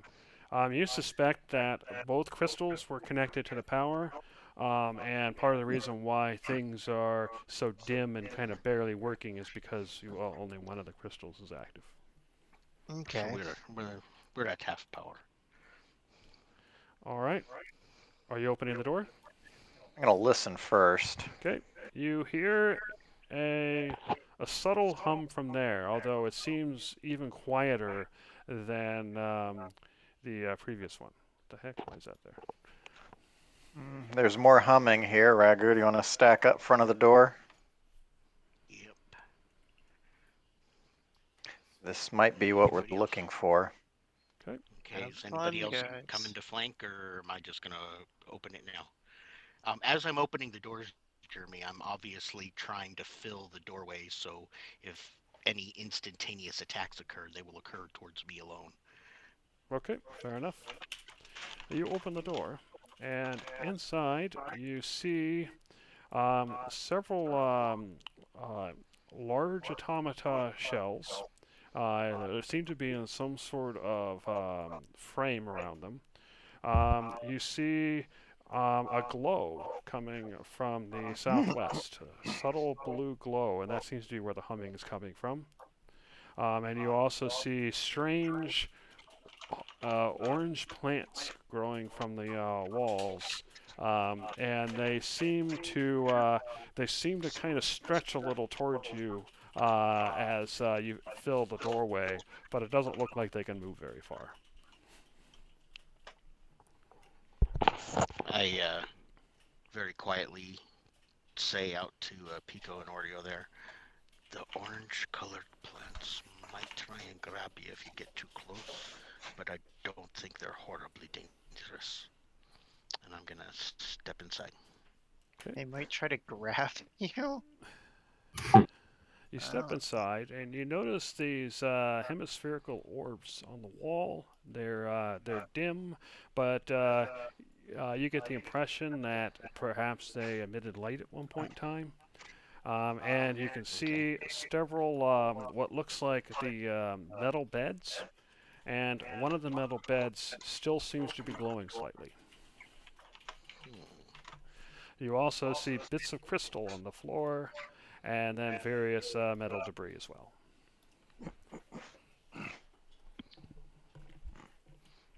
So what do you do? Okay.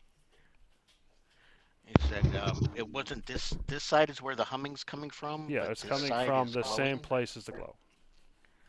Okay. Um, I kind of And I, gesture down this hallway. Go ahead. As you get closer, you get the impression, although it's just a shadow, that there's a humanoid behind the glass, and the glow is coming Yeah, it's from inside. yeah, we've experienced one of these before. We accidentally shut the power off, and there was another one like this at the Crystal Critters Cavern. So, yeah, I think that might be it. But very carefully coming through here. As we get close to some of these orange flowers, do they react to my movement? They do, although they, like I said, they don't seem to stretch very far. But you notice that, like for example, this one over here, all the little stems are kind of reaching Oreo's direction, even though they can't get to her. Okay. Yeah, do not get too close to them. Let's get on in here. um, all right. Oh, believe me, I definitely want to check out those large automata. I will be doing that in just a moment, yeah? And But as you we need get to be looking close, for the guy. Devok, to the wall over here, you notice that that orange plant, its fronds, seem to start reaching out towards you. So what do you do? No thanks. I back away. Okay. All right. So what are you guys gonna do? Uh, Galen, you might want to check this out. You're probably, it's like some of your brethren might be in here. Okay. Should I try firebolting this plant right here just so we get a little more space in this room? Yeah, burn it. All right. Okay, Go ahead. you cast it, and then as it hits, the plant shrivels. Okay, so can I touch this thing and try to see if it triggers a memory? Yep. Go ahead and roll a d8. Please, come on. Give me a memory. Nope. So yeah, All you're right. standing over one of these metal beds. It's closed, and from where you are there, you can actually see the glass is frosted, but you can actually see that humanoid face. And in fact, you can see you make out horns, and it seems to be a female shadow kind. Let me see if I can open this without killing her. Do you guys know how to Uh, open this? Give me an hour and I might be able to figure it out. Okay, I'll help you out with medicine as well. Okay, do I get advantage on my roll or just straight up? Ragu, you went silent. What are you doing? Sorry. Um, he's gonna give me an hour, and I'm gonna try and figure out how to work the thing, so we might be able to wake him up safely. He's going to be helping me with medicine, if that would help give me advantage on the roll. Actually, you do remember, Galen, that you operated one of the medicine tables in your Mm-hmm. apartment. So actually, that would help. So go ahead and give me your artificer roll, Ragu, with advantage.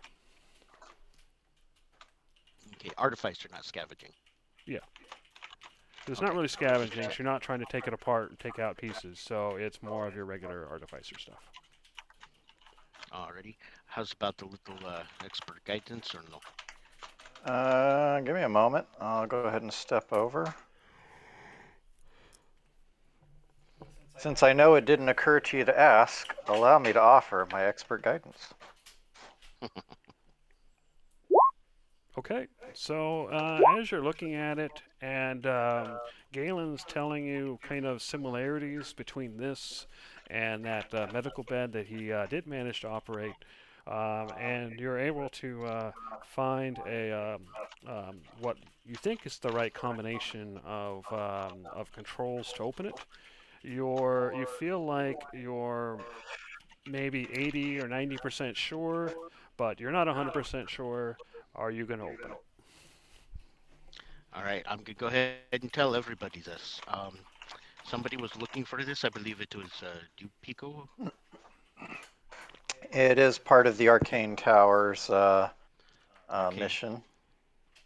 Well, I'm 80 or 90% confident, but not 100%. However, I have a backup ready.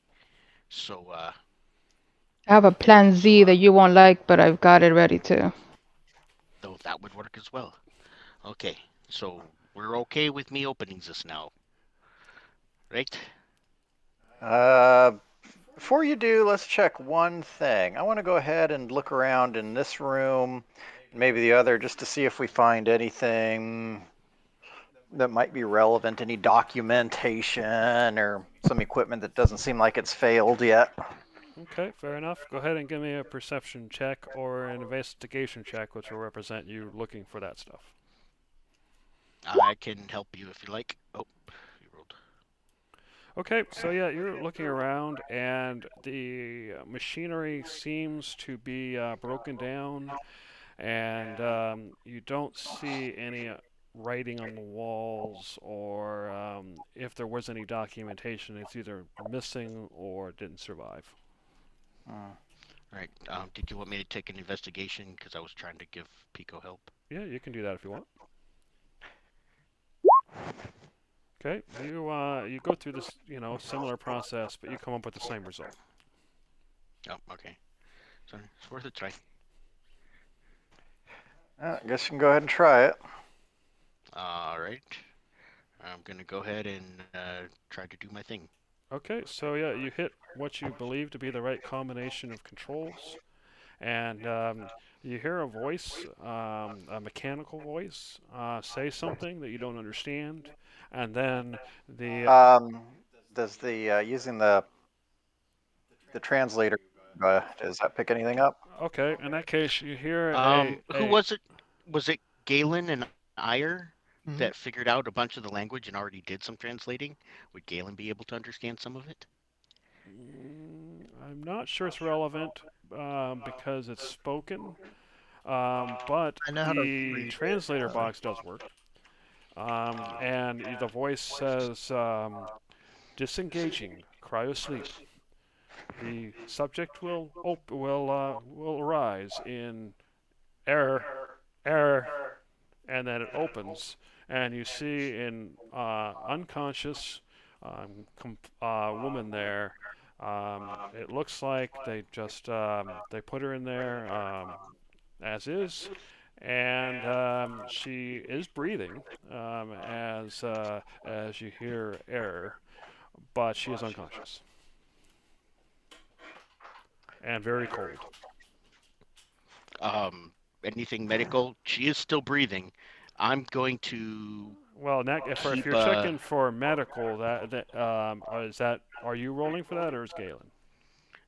No, actually, I was telling Galen to do your medical thing on her, and I will monitor her vitals. If her heart stops and she stops breathing, I am ready to do something else. Okay. But Galen, try and help.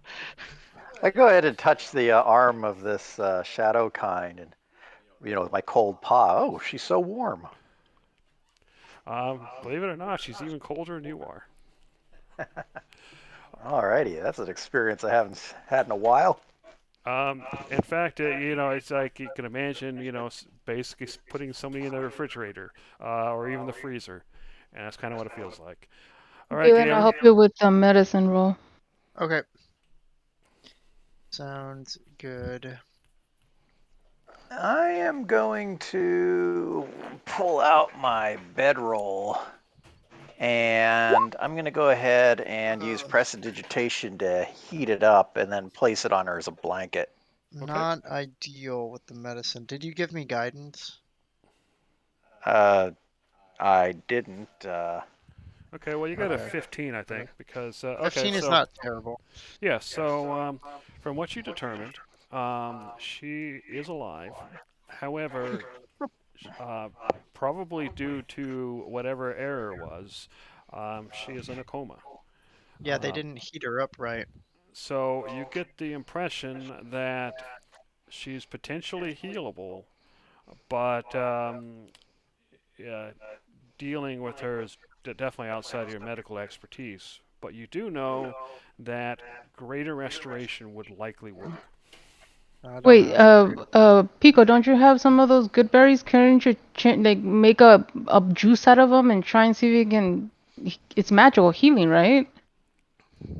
Yeah, but greater restoration is needed, so it's So yeah, gonna be. basically that would heal her wounds. But being in a coma is like losing a limb, where you need either lesser restoration or greater restoration. In this case, it's greater. Mm. And I only have lesser, which is very unfortunate. Yep, same deal here. But you have some friends with greater restoration. We just need to get her through the portal. For sure. But we're gonna have to. Well, I guess we could just kind of throw her in the cart. Not like she's Pico, maybe a how little you dying, more, make right? it sound? a little more gentle than that. Yeah. All right, I'm gonna go ahead and try and pick up the woman and start carrying her out. She's Before about you do 100 that, pounds. Um, Okay. I oh, go ahead. Sorry. I have to do this for scientific reasons. You know that I am not actually looking to profit, but I'm going to check. So was she wearing anything, or did they No, just put she her was in? completely. Yeah, she wasn't wearing anything. Okay, so All right, so we wrap her there's in nothing. something. Yeah, if we can check Well, the And I've already insides. put my bedroll down as a blanket, so that's covered there. right, are we just going to carry her like this? Should we make some sort of structure? Can I We have repurpose a some of the? wagon. We can lay her down on a bedroll. That'd be like she's sleeping in an RV. I just meant should we put her back in the tube and take the whole tube for safety, but that's good enough, I suppose. Um, Given this thing looks obscenely heavy, Yeah, and you would be surprised. You doubt that your wagon could carry this. It'd probably break the wagon. Okay. All right. plus it Sorry. looks like we'd Sorry. have to Just rip it out of the floor. yeah. Okay. Sorry. Sorry. Just thought I would check it. I mean, you could always maybe take some of the padding out of it, Okay. but maybe we do that to one of the broken ones. Yeah. Yeah. If this one is good, we're gonna leave it as intact as possible. But yeah, it was just a thought. We can just get her into the bedroll, and I can carry her if everybody else is struggling. Up too But late. okay. There will be no throwing involved here. I would not throw her. I would be very gentle. All right. So working my way back. Okay. As he does that, I am definitely going to investigate the large automata in the frameworks. Fair enough.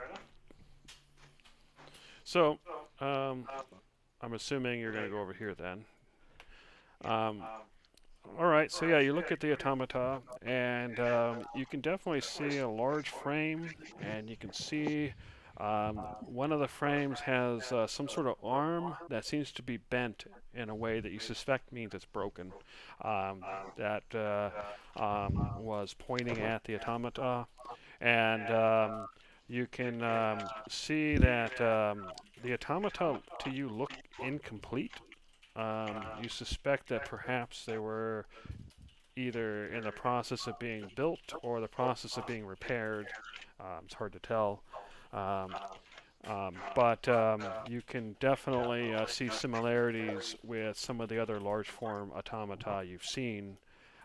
But unlike the automata cave, it's clear that nobody has touched these in a very, very long time. Yeah, I'm not going to repair that arm just yet, but you said there are similarities. Are there also similarities between these large form automata and, say, Ire? There are differences, but yeah, there are similarities. It's clear that they were built with the same technology and a lot of the same design principles. I wonder if I can give Ire an upgrade. I'm going to keep investigating to see what is repaired, what isn't, what might be scavengeable, or if it could be activated to finish repairing the body. And if it can, I don't do it yet, but I check to see if it's got programming in it or if it's completely blank. I'm going to It's go head out on a limb and say it doesn't have a soul in it like Ayers does. You get the impression um, that whatever was working before, it's all broken down. So you don't get the impression that you could start it up again. Um, and you also don't get the impression that whatever that finishing touch is that makes it alive happened. Okay. You do get the Um, impression that with enough time and effort, you might be able to scavenge parts um, to deal with that could in some way affect or help ire. But you suspect that trying to do that would take days, weeks, or even longer. okay, so just trying to repair the arm so it's pointing the right way and can You start don't think is that'll not work. a. You think Okay. whatever there's more damage done. That's just the outside symptoms of the damage. All right. Okay, so yeah, I'll see what I can scavenge that might be helpful for Iron Leaper. Okay. So yeah, you're able to get some bits and pieces, but yeah, it would take you a very long time in order to actually do anything more substantial. Okay. And that's the way with both of them? Yeah, they're both in very Okay. similar shape. Can I go into this side? You certainly can, and you What see was? more of the metal beds that are obviously broken down and overgrown. You can see a broken machine. Mm-hmm. You get the vague impression that perhaps it was a monitoring machine, Mm-hmm. but it's definitely well beyond repair at this point. Cool. How heavy does an entire uh, large form automata look? Probably a couple of tons. Okay. So nothing the wagon could support. No. You think, especially climbing through hills and things, there's no way to that you guys are equipped to move these. All right. Well, I was thinking just picking them up on the way back, but yeah. However, you do know where this place is, so who knows about the future? Okay. And here there was nothing overly helpful here. This Yeah, was those just are more obviously broken spell. down. Like I told Galen, you get the impression that this was once a monitoring machine, but it's in a bad enough shape that you can't really tell much more from that. Okay.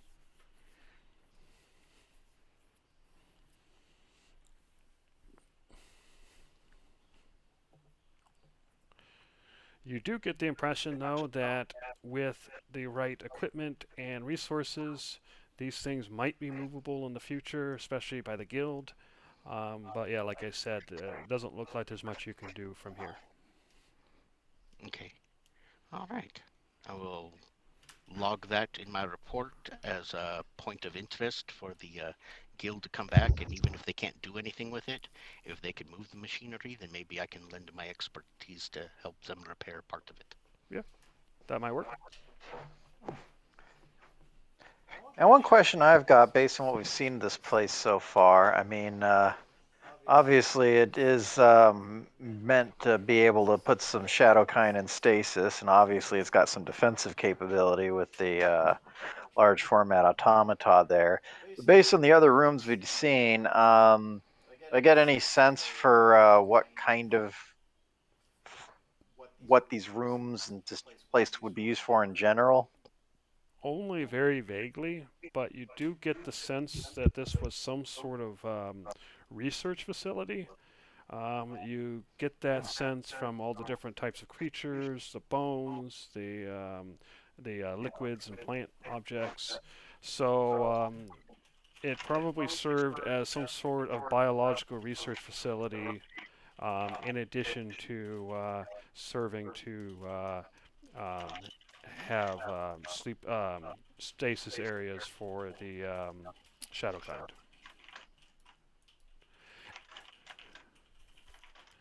And you also get the impression that it was designed for long-term operation based on all the security and the amount of power that this place probably had before the one of the crystals broke down. Alrighty. Alrighty. So is there anything else you guys do here? Well, we can finish securing the rest of the facility, so if anybody else from the guild comes, I won't have to worry about any dangers. Well, we have to go to the Alsaris. Well, shoot, never mind, I'm not there. Oh, I figured you'd be back by now. It's been a while me looking. I'm not going to leave a comatose woman by herself. Can't Fire Lily keep an eye on her while you come back down, or send Fire Lily down to say something? Well, I have Fire Lily watching the automata, and Oh, since this was in reaction to something you were saying, I wouldn't be thinking of, I wouldn't have a reason to be going to interject. okay. But anyway, Well, Pico, you get the impression that from what you were asked to do, that you've done it. Mm-hmm. well, let's go back and find Pico and discuss as a group what we are going to do with the rest of the facility. Well, if you're looking for Pico, you're guessing he went to the ladder. Yeah.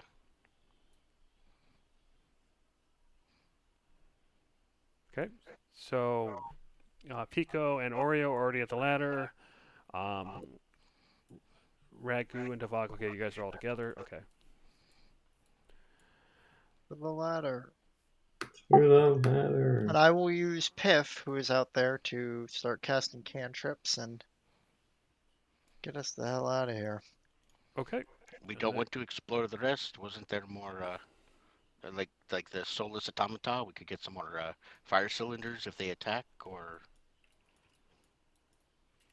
that Well, one. we'd have to get into a fight with them, and if we're going to do that, I'd rather do that on the way back from Delsara City than on the way to there. Okay.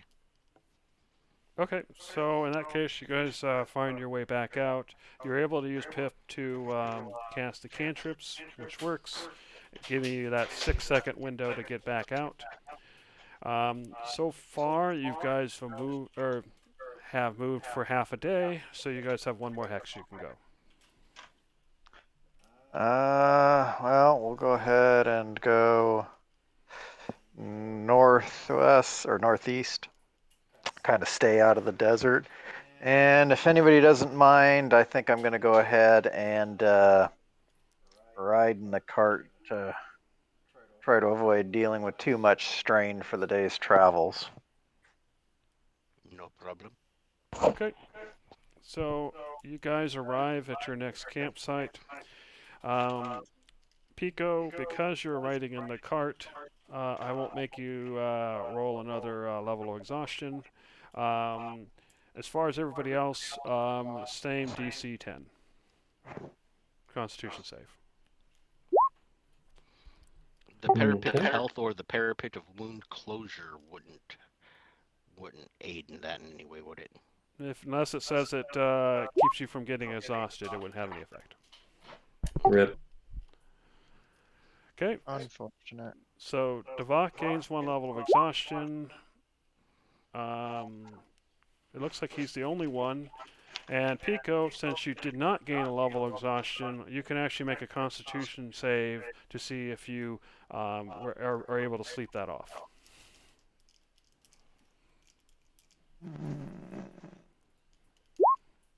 And you won't. Yay. So as you wake up the next day, Devok has 1 level of exhaustion, and everybody else does not.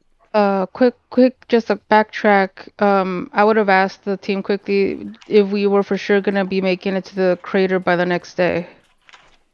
Or Yeah, le it's 1 day travel We're away, I think. Yeah, we'll get there late afternoon or the evening. This is pretty normal. Yeah, I was yeah, we're expecting 3 days to the crater, 3 days back, and hopefully no more than 1 day at Delsara City, but that could potentially take longer. So, figure okay, 7 to 8 days total trip. okay. So before she goes to sleep, she's gonna make sure everybody else is already asleep, and Jeremy, she's gonna tune to the ring. Okay, you do so. All right, you wake up the next day, and I also would like to attune to my thing. Sorry. okay, good, fair enough. And Devok, you're feeling sore, and yesterday just really got to you, all the traveling through the hills. Pico, you're you're still feeling a little sore, but you're mostly recovered. It looks like the time resting in the wagon did you good.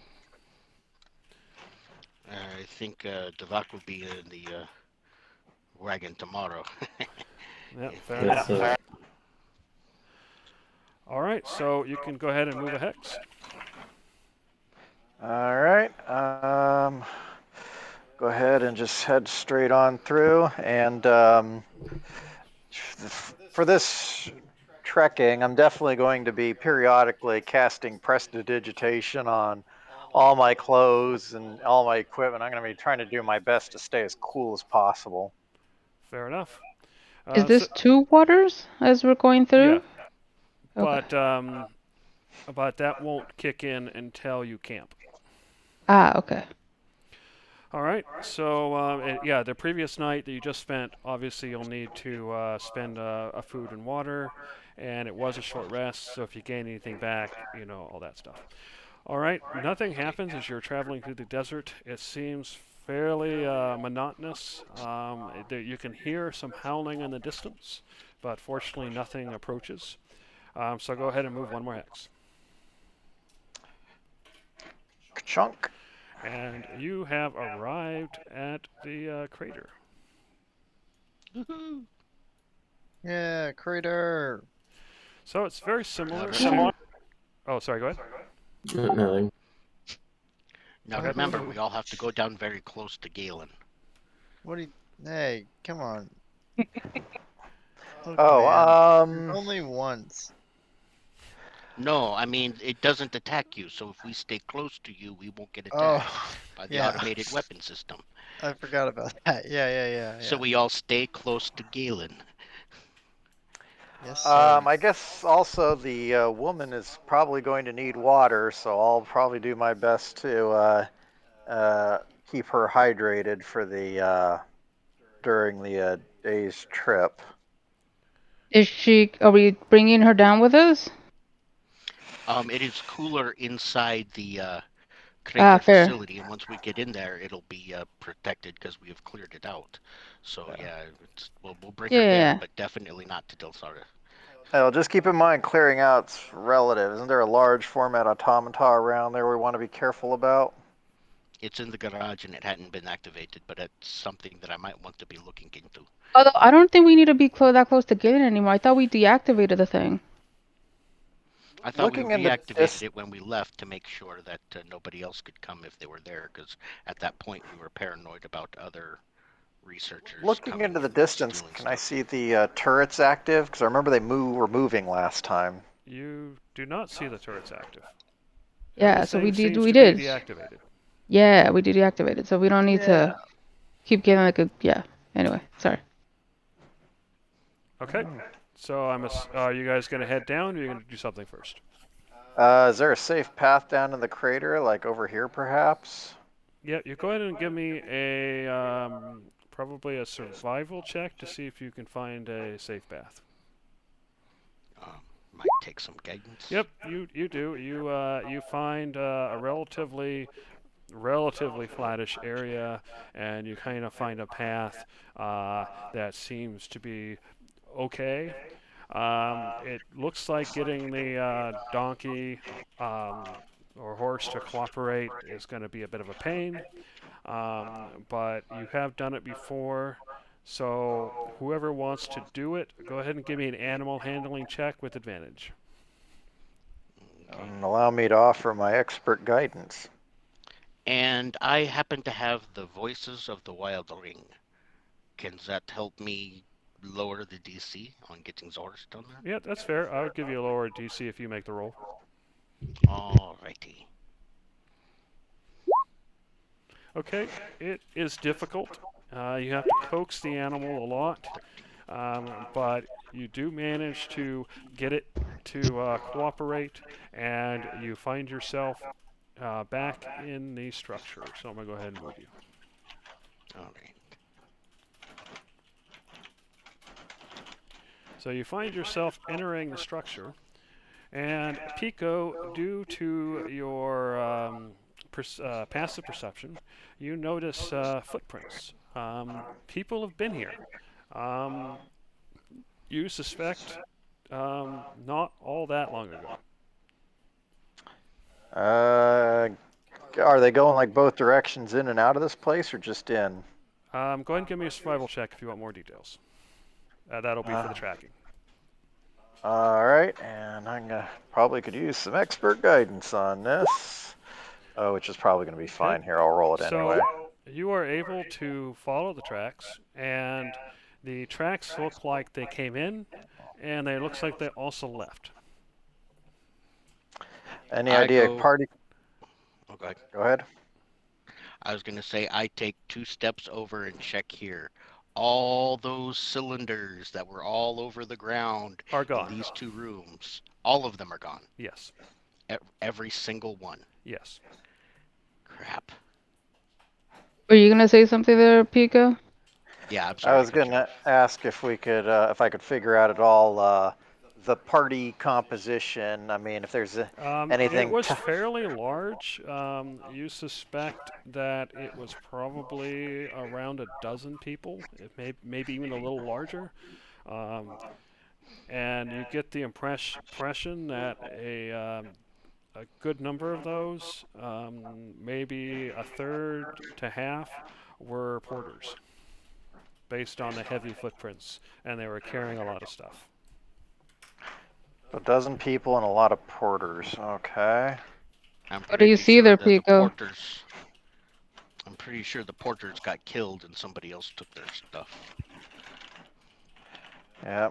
Well, yeah, I'm seeing evidence of a large group that's gone both ways, and looks like they had a lot of assistance with them. Do any of the footprints look like anything out of the ordinary? You know, like, okay, I'm sure a half elf versus a human shoe print's probably not going to be too different, but for instance, an automata or Sudaga footprint might be more noticeable. You don't see anything that looks like Sudaga.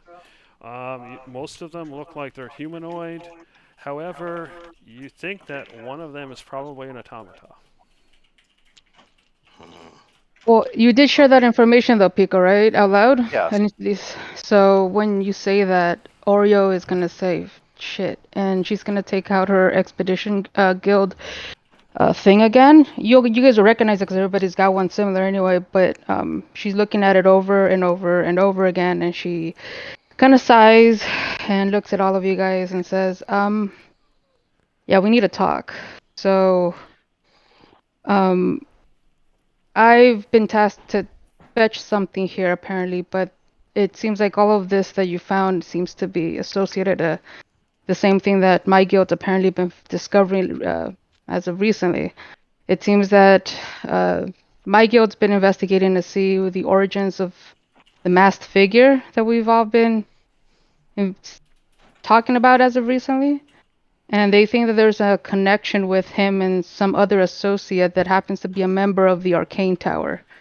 I wasn't given a name or anything, but they believe they got tipped off that a whole group got illegally sanctioned to come in, or well, they just came in to Lumev illegally, and one of those people that's working with that masked figure is associated. Must have been one of the people that, or you probably found the tracks of. But the guild specifically wants me to find this one artifact as proof that the individual they think might be involved in this was the person that came through. But here's the kicker. Okay. Because of the gravity of the situation, I need a report back immediately as soon as I find this artifact. And I mean immediately, I have to leave. And then I show you guys a ring that's on my pinky. Just so you guys, a little glint kind of a ring. I don't know what kind of ring it looks like, Jeremy, but you can describe it to them. But she shows the ring and she says, this will help me get back in time to help the guild with what they need to get done. But it's a one-way trip for me. Okay. What artifact are you looking for? What do we need to look at for? We will all help It's you find this thing. it's apparently a golden bracelet adorned with black diamonds, and it looks like it's a dragon biting its own tail. Okay. Perhaps you can help me here. I need to do something very desperately. Here in this room, where the control center is and the tubes, and where we got those first couple of cylinders, help me, because I seem to remember that there were cylinders piled up, but there were also cylinders in some of the tubes, and maybe there's a secret panel or a door where there's some more cylinders. I need to bring some back. If we can find just one behind a box or something.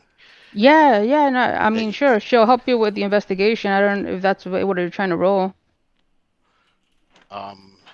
Yeah, Jeremy. Behind boxes, maybe one tube rolled under the command chair that they missed, or one is lodged in a tube.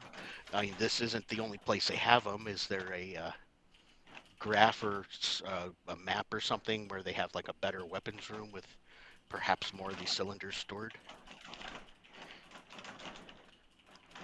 But yeah, if you guys are going to do that search, go ahead and give me a perception check. Or investigation. Okay, I have investigation. I also have deduction. It's my new skill that I was training. Allow me to offer my expert guidance. But yeah, this is probably less deduction and probably investigation, trying to figure out where they are. But yeah, you've already laid out all the places you want to look, which is definitely good. So go ahead and give me your perception or investigation check. You have advantage because Oreo is helping. Alrighty. And expert guidance. Okay. 23.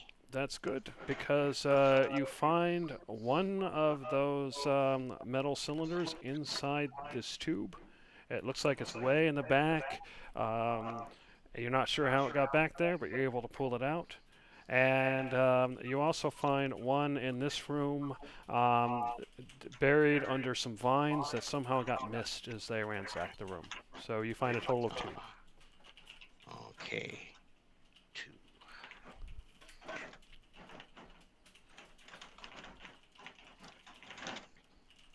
Just out of curiosity, are these ones dented on the top or not? One of them is, one of them is not.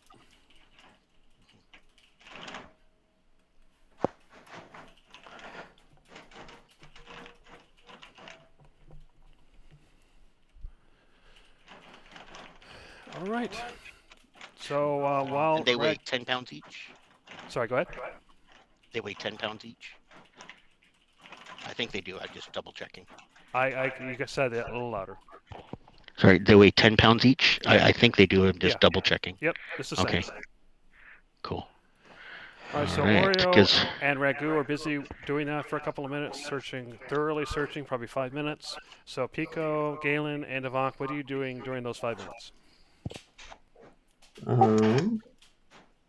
don't think I'm doing anything in particular. If anyone needs help with anything, though, let me know. As a reminder, you guys have been here before. It's just the main difference is Pico. You see the footprints, and you can see they went into this room, they went into this room, and then they went north. I'm going to go ahead and check everywhere that the footprints go and see if I can get any idea of if there's anything that they disturbed. It looks, as you go through, it looks like it looks like there's some miscellaneous artifacts that you guys didn't take. That look like they're missing. Nothing super valuable. It looks like, other than those cylinders that Ragu noticed. But yes, they does look like they came through and were taking stuff.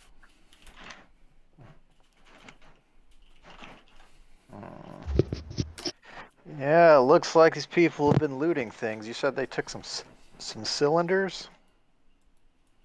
Yeah, the cylinders. This was. And you Uh-huh. recognize those cylinders as being involved with a certain very massive explosion. Yeah. My mission is because of the explosion. They need to find some of the massive weapons because they need to learn about them. My guild needs to learn about as much as possible because they already suspect that some of them got smuggled back into the Nexus world, and apparently they did because they're all missing from here, and they're not because of mine. I guess our explosion just tipped them off, but yeah, now unpleasant people have that power. That's not good. All right, and Pico, I will say that when you think back, when you were in here, under the ivy, you did see something reflective that you didn't recognize from before, and then you came back out to talk. All right, I'll go ahead and pop back in and take a look. So as you're looking underneath the ivy, you can see what looks like a bracelet that broke. You can see that it is made of gold. It has the dragon shape, and it has the black metal, sorry, gems as well. So it seems to match Oreo's description. Oreo, I think I found what you're looking for. Now, Oreo, I have a yeah. thought. Mm-hmm. Just hear me out real quick. What do you need to tell them in your report? Unfortunately, nothing that I can leave in writing. I have to be there in person. They need me to actually help with the investigation. It's something urgent. Ragu, as she's telling you this, you can kind of see in her face that she has this look very similar to when you were talking about the magic items, where she is doesn't look like she's going to be swayed. Go ahead, Oreo. Yeah, and you can tell that there's a little bit of sadness in her eyes because she has to leave you guys to fend for yourselves, and she's not used to seeing you guys kind of do things, but she trusts you. You guys are fine. And I asked for the pendant. Do you give it to her? Yep, I hand it over. This really needs to be, yeah, the bracelet. Oh, okay. Yeah. Well, I mean, this is just my piece of it, though. You guys obviously have I mean, take the time you need to do everything you need to do. This is just something that I've been asked to do on my end. But I mean, if there's anything you guys need me to take care of while I'm back, I can certainly do my best to try and leave some sort of message as I'm passing through. But I will have to leave. Actually, yes, if we cannot sway you to stay and some proxy be sent in your stead. there is something you can do that would be very helpful, but you will have to do it in person if you can do that. What is it? Um, Drop this bag off at my guild, but I'm going to write you a note or a letter. Sure. I mean, if you've got it ready or you think you can get it ready in the next bit, then I can, Yeah. that's fine. I can certainly do that for you. That's I don't think that should be an issue. All right. I go ahead and take out a fresh, clean, crisp piece of paper, and I write down to the. Oh, why am I blanking? What am I? The steel tower? Oh, I'm sorry. We were talking about the Order of Steel. Yes, yes. I am part of the Order of Steel, and I have my Order of Steel contact. And I fold the paper into thirds, and then I write on it like it's a letter to the Order of Steel contact, my contact to the Order of Steel, who is. It should be on your paper, but we get the idea. Go ahead. Yeah, my paper's completely blank right now. I don't know why roll 20 is Okay, freaking, but but that's fine. Go ahead and literally continue. my notes are all blank. Anyway, the the note is going to say to my contact, this is my colleague. To my contact, this is Risiri Bluebud. Um, this is my colleague Oreo. She is dropping off the required objects sooner so that you can get started working on the countermeasures for them. And then I'm going to quickly write down all the notes and thoughts that I have with the weapons, how they, just basically as quick as I can, how they work, how they can be activated, what's dangerous about them, a estimate of their explosion yield so that they know what they're dealing with. Maybe some brief instructions on safety, if there's any safety things I can figure out with scavenging and deduction put together. I can deduce that this and this are safe and this is not. Okay, So they don't take it apart and blow themselves up. fair enough. And I just kind of scrawl that all down on one piece of paper, fold it into thirds, seal it with a little bit of wax, hand it to her along with a burlap sack containing the two missile weapons. You All have right. to drop that off at the Order of Steel. Okay. Consider To it this done. person only. To this person only. Do not just give it to anybody there. They will You help you know, find a way. I I have do the my job. personal seal. I got you. Relax. Breathe. I got Yeah, you. I yeah. know who you're talking about, and I'm gonna make sure it gets done. Okay. But if Remember, bad guys now have the ability to make that big boom that we had. That's not good. Yeah, no, I know. And this is why I'm also going back so I can try and help with all of that going on anyway. So if that's it, then please don't get killed. You know, I assure you, I will bring everybody back alive, my little kitty kitty. Do you want our notes? Do Oh, come on, that's my term of endearment for you ever No, I since I know, was I know. training you as a kitten. Um, do you want my notes on the warlock? I I mean, if you have a copy of it, sure, but I don't know if I can afford more time to get back. I know that they really want me to leave as soon as I got this, so I I don't pull know it out if of my. I go ahead and just pull that page out of my report. I can rewrite it later. okay. So Your guild will be appreciating this information. I know they will, trust me. So taking all of that in consideration, I give everyone a fond smile, and then I go ahead and activate the ring. So Jeremy, you let me know how that looks. Hold But on, Oreo. Oh, oh, Pico's been trying to say something, but he's not coming through. oh, Give me a moment to disconnect then and reconnect. He's disconnecting and reconnecting. So one okay. moment. oh. As we're waiting for Pico, Now, not to be a burden, but Can you guys hear him? I don't know. Ragu's been talking. Okay, sorry, Ragu, stop talking for a moment. Pico, talk. shut up. okay, am I audible now? Yeah, I can Yes. hear you. Okay. I guess Ragu, are you going to say something first? Yeah, not to be a burden, but you're going back the Nexus. Got any extra healing potions that we can take for us? I gave you everything I had before the explosion blew up. What the hell are you talking about? Okay. Sorry, didn't know if you had one or two. But Go ahead, just in case, Pico. I might have to. Okay. So one thing. So Rasiri and I have a lot of unfinished business beyond everything we've been doing for the Nexus Guild. If anything should happen to us, if you're heading back to Mavin, you're going to be in a better position than anybody to find out and deal with this. So here's a journal. This has a list of names of not just people here, but people back home that will need to know what happened to us and might be able to make the appropriate arrangements.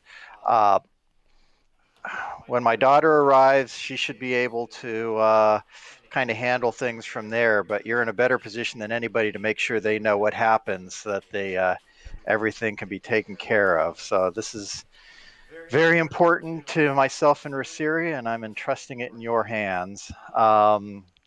She'll also be able to explain a bit more about, you know, some of the things that we've been having to concern ourselves with. Guys, you guys are acting like you guys are dead already. You guys have been through Okay. more shit that I know of. Relax. Just make sure you survive the next 3 days, and we'll see each other when you come back. So. Well, considering about a week ago being alive seemed to be a matter of the dumbest of dumb luck, um, and Delsara City was a pretty nasty place. I'm feeling a bit, I I don't will know, bring you paranoid for back. lack of a better word. Let's just Okay, say that fair. I'm a lot more in tune with my mortality than ever before. And I've had a great deal of time to contemplate my mortality. So uh, think of this as kind of like my last will and testament. I just It's a living like to will. make sure it's Morbid. somewhere safe. Yeah, a It's a little living morbid, but will. I Don't get it. worry. I will. Yeah, I will yeah. bring All you back. right. Yep, I I'll had, go ahead and snug it into her stuff. Make sure it's nice and safe. I had originally planned to have more relaxed circumstances for this, but I just There is one last thing, and it's just a quick question. Can that ring bring back more than one person? No, unfortunately not. Crap. And I have to We return still it, have the coma. unfortunately, too, to the guild too. So it's a one-way trip, a one-time use, and I'm done with it. They don't award I nice just, things like this I like the just, Nexus do. I just thought you could bring back the coma lady. Yeah, no, that's something. I mean, to be honest, I mean, if it's not like you need to put her in, keep her in that like container, like she needs obviously some like healing, but she's not necessarily in a state where it could potentially get any worse. She's already been with us for a bit, and she's been fine. I mean, as long as you guys make sure that she doesn't obviously get into a worse state, then yeah, you guys relax. Again, it's only 3 days. You guys will make it yeah, back. she'd have been fine if we'd had her at Red Carpentry. But you guys good? Again, you guys will see me when you guys come back. It's just I need to leave a little earlier because of my guild. That's all. All right. Okay. All right. No Good problem. luck, All and right. we will see Thank you you. as soon as we can. Yeah, Yep. hopefully within 4 days. And then Yeah. as we end the session, you see Oreo leave, and you see her turn into this cloudy mist. Which And she'll whirl around each one of you, just FYI, because she's never been in a gaseous form apparently. So she'll just whirl around each of you, just kind of flicking your hair or your fur or whatever, and then she'll take off. so yeah, you see her very quickly take off into the air and recede into the distance. And Ragu, you immediately recognize it as a more limited form of the Windwalk spell and a magic item. And thinking back, you remember them telling you that another guild had taken the item they had procured.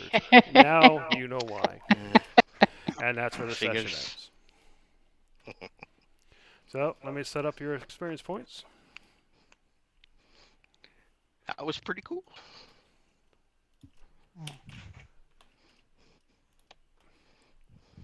So give me a few minutes to sort all this stuff out. 1050, 350, 1050 then.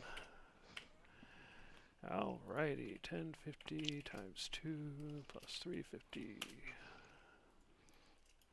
2450. Alright, Pico, did you fail? I don't think I did on anything of real consequence. I don't think you failed either, Ragu, did you? I believe Oh I wait, I failed. failed the I rolled at least Constitution roll. Oh, that works. I also I failed the believe Constitution roll. I know Galen got a nat 1 in some ability, which was, oh, the stealth one, because I had to Stealth roll, drag his body back. I think I Yeah. definitely failed twice. I believe I rolled a natural one as well in there. Alrighty, so here we go. So for session 48, you get 2,450 experience points, 1,050 from encounters, 350 for goals, 1,050 for exploration. Oreo gets 175. Oreo, Pico, and Devak get 175 by learning by failure. Ragu and Galen get 350. And